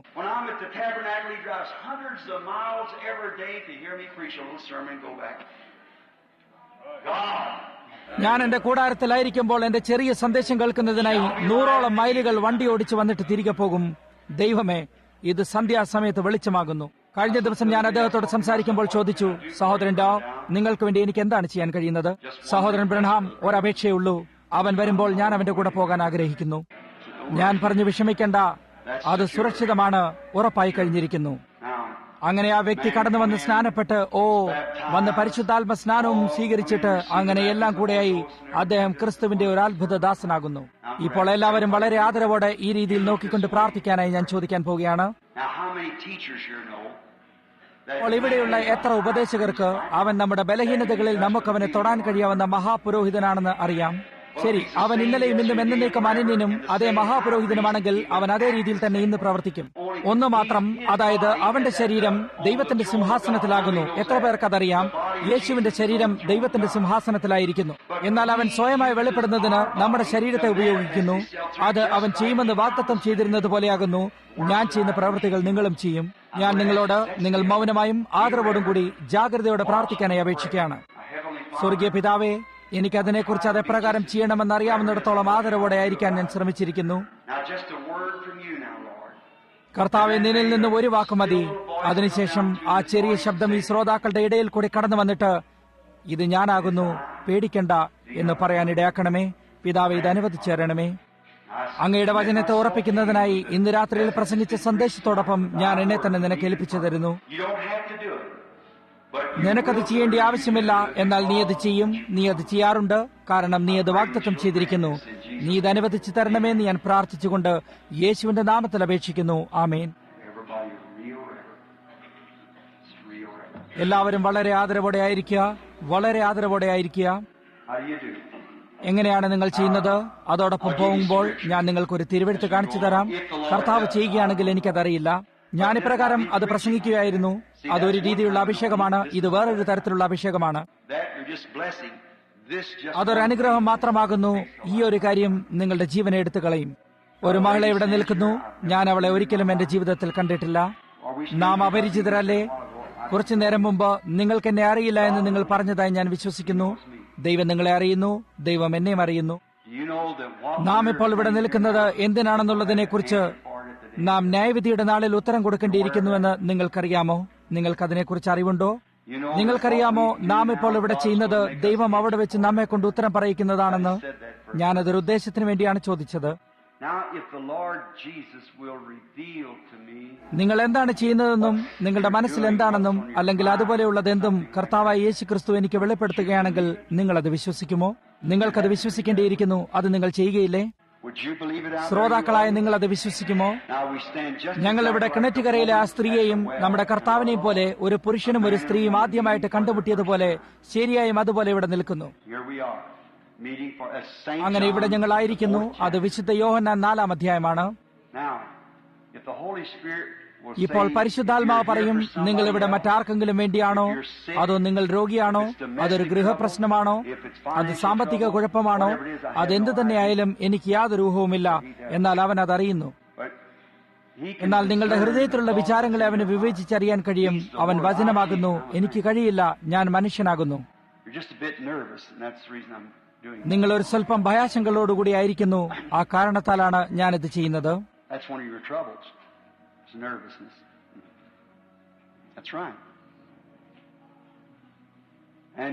നിങ്ങളുടെ കുഴപ്പങ്ങളിൽ ഒന്ന് നിങ്ങൾക്ക് ഭയാശങ്കകളുള്ളതാണ്. അത് ശരിയാണ്. കൂടാതെ നിങ്ങൾക്ക് പ്രമേഹ രോഗമുണ്ട്. അത് നിങ്ങൾക്കുള്ള വേറൊരു കുഴപ്പമാണ്. അത് ശരിയാണ്. കുഴപ്പങ്ങൾ, വളരെയധികം കുഴപ്പങ്ങളുണ്ട്. അത് ശരിയല്ലേ? അത് ശരിയാണെങ്കിൽ കൈകൾ ഉയർത്തി കാണിക്കുമോ? അവൻ നിങ്ങളെ സുഖപ്പെടുത്തുമെന്ന് നിങ്ങൾ വിശ്വസിക്കുന്നുണ്ടോ? നിങ്ങൾ വിശ്വസിക്കുന്നുണ്ടോ? ഇപ്പോൾ നിങ്ങളുടെ ഭയാശങ്കകളുടെ കാരണം നിങ്ങളുടെ പ്രായമാണ്. എന്നാൽ ഇപ്പോൾ അതെല്ലാം നിങ്ങളെ വിട്ടിരിക്കുന്നു. വിശ്വാസത്താൽ നാം കാൽവരിയിലേക്ക് പോയിട്ട് ഒരു രക്തപകരലാകാമെന്ന് ഞാൻ വിശ്വസിക്കുന്നു. അത് കൃത്യമായും അവൻ ചെയ്തതുപോലെയായിരുന്നു. കിണറ്റുകരയിലെ സ്ത്രീയോട് അവളുടെ കുഴപ്പം എന്താണെന്ന് അവൻ പറഞ്ഞുകൊടുത്തു. അവൾക്ക് ഒത്തിരി ഭർത്താക്കന്മാരുണ്ടായിരുന്നു എന്നതായിരുന്നു. നിങ്ങളുടേത് ഭയാശങ്കകളായിരുന്നുവെന്ന് ഞാൻ വിചാരിക്കുന്നു. 2-3 കുഴപ്പങ്ങൾ കൂടെ നിങ്ങൾക്കുണ്ട്. അത് ശരിയാണ്. അത് ശരിയല്ലേ? അതെ, അതേ കാര്യം തന്നെയാണ്. അവൻ ശിമോന്റെ അടുക്കൽ എത്തിയപ്പോൾ അവൻ ആരായിരുന്നുവെന്ന് അവൻ പറഞ്ഞു. നിങ്ങളുടെ പേരെന്താണെന്ന് ദൈവത്തിന് എന്നോട് പറയാൻ കഴിയുമെന്ന് നിങ്ങൾ വിശ്വസിക്കുന്നുണ്ടോ? അത് നിങ്ങളെ കൂടുതൽ വിശ്വസിക്കാൻ ഇടയാക്കുമോ? അതാക്കുമോ? ശ്രീമതി സ്ട്രോങ്, സ്റ്റൗട്ട്, നിങ്ങൾ വിശ്വസിക്കുമോ? പോയി വിശ്വസിച്ചുകൊള്ളുക. എല്ലാം പോയി കഴിഞ്ഞിരിക്കുന്നു. ആമേൻ.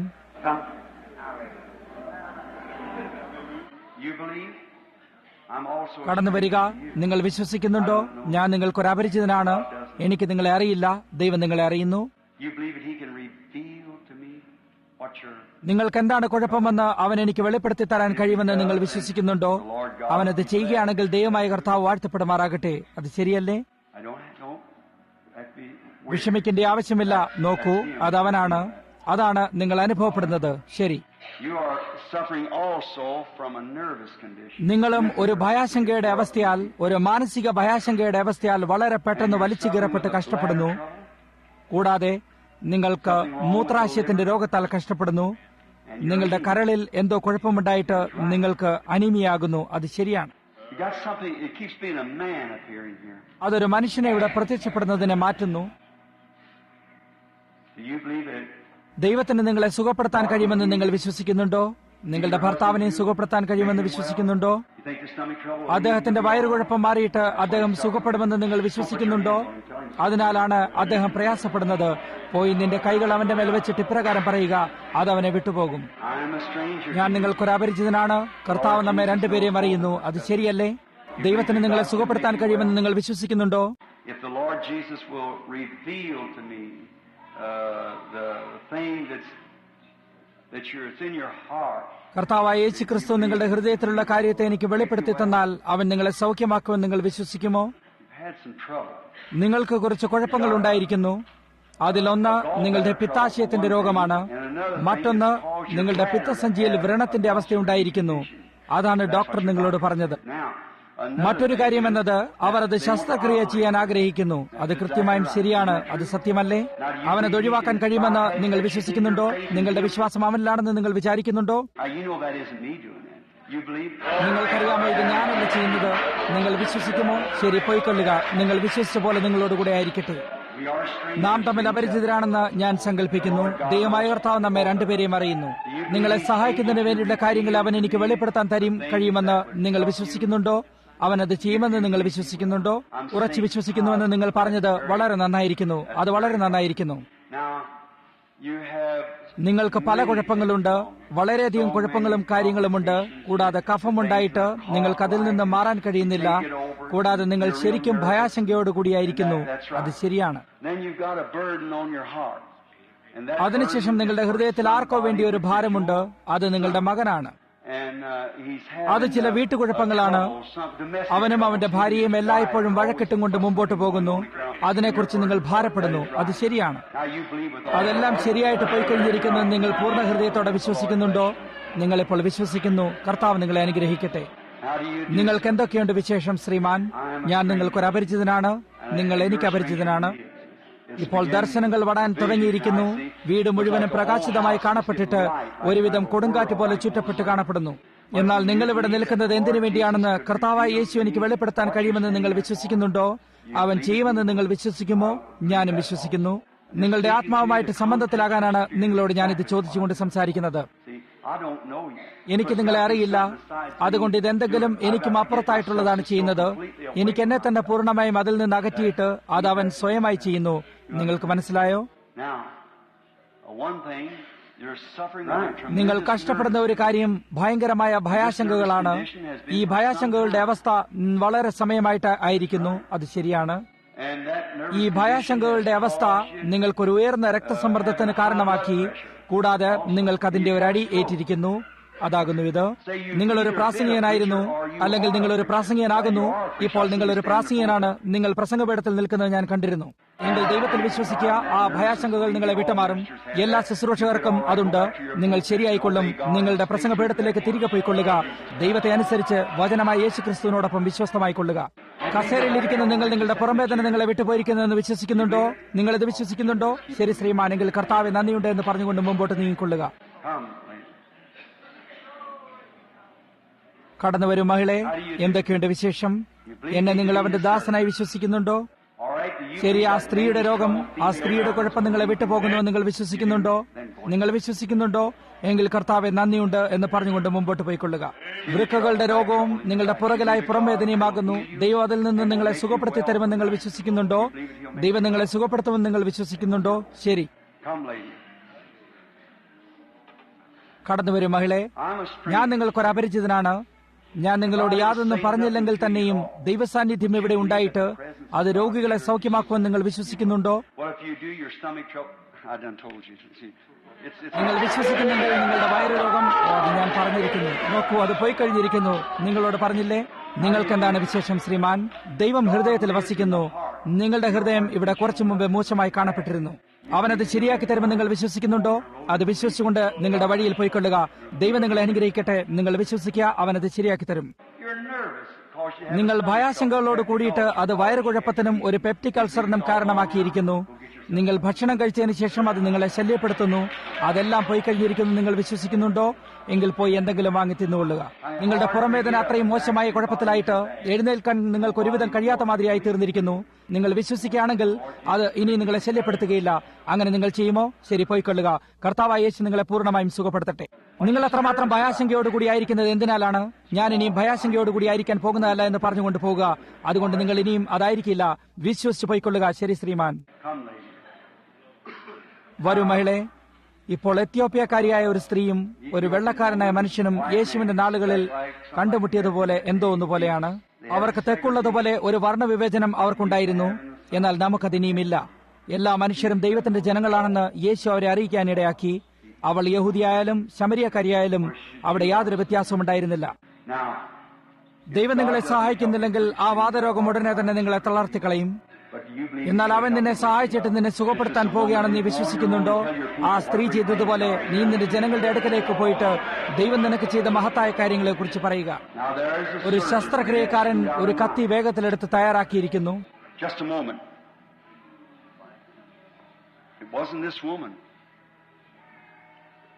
ഒരു നിമിഷം നിൽക്കുക. അത് ഈ സ്ത്രീ ആയിരുന്നില്ല. ഇപ്പോൾ ഒരു നിമിഷം നിൽക്കുക. എല്ലാവരും ആദരവോടെ ഇപ്പോൾ ആയിരിക്കുക. സാത്താൻ എന്തെങ്കിലും ചെയ്യാൻ ശ്രമിച്ചുവോ?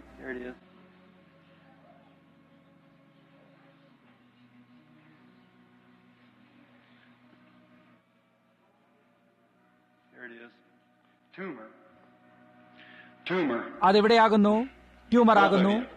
രണ്ടുപേർക്കും ട്യൂമർ ആകുന്നു. അത് ശരിയാണ്. നിങ്ങൾക്ക് ട്യൂമറാണ്, അവൾക്കും ട്യൂമറാണ്. ആ പിശാച് തമ്മിൽ തമ്മിൽ സഹായത്തിന് വേണ്ടി നിലവിളിക്കുന്നു. എന്നാൽ പരിശുദ്ധാത്മാവ് നിലവിളിക്കുന്നു. ആരെയാണ് നിങ്ങൾ വിശ്വസിക്കാൻ പോകുന്നത്? അവനെയോ? ശരി, മഹിള ആ കിടക്കയിൽ നിന്നും എഴുന്നേൽക്കുക. ആ മഞ്ചലിൽ നിന്നും എഴുന്നേൽക്കുക. അതിൽ നിന്നും എഴുന്നേറ്റ് വിശ്വസിക്കുക. പോയി അവനെ ഇപ്പോൾ വിശ്വസിക്കുക. ആമേൻ.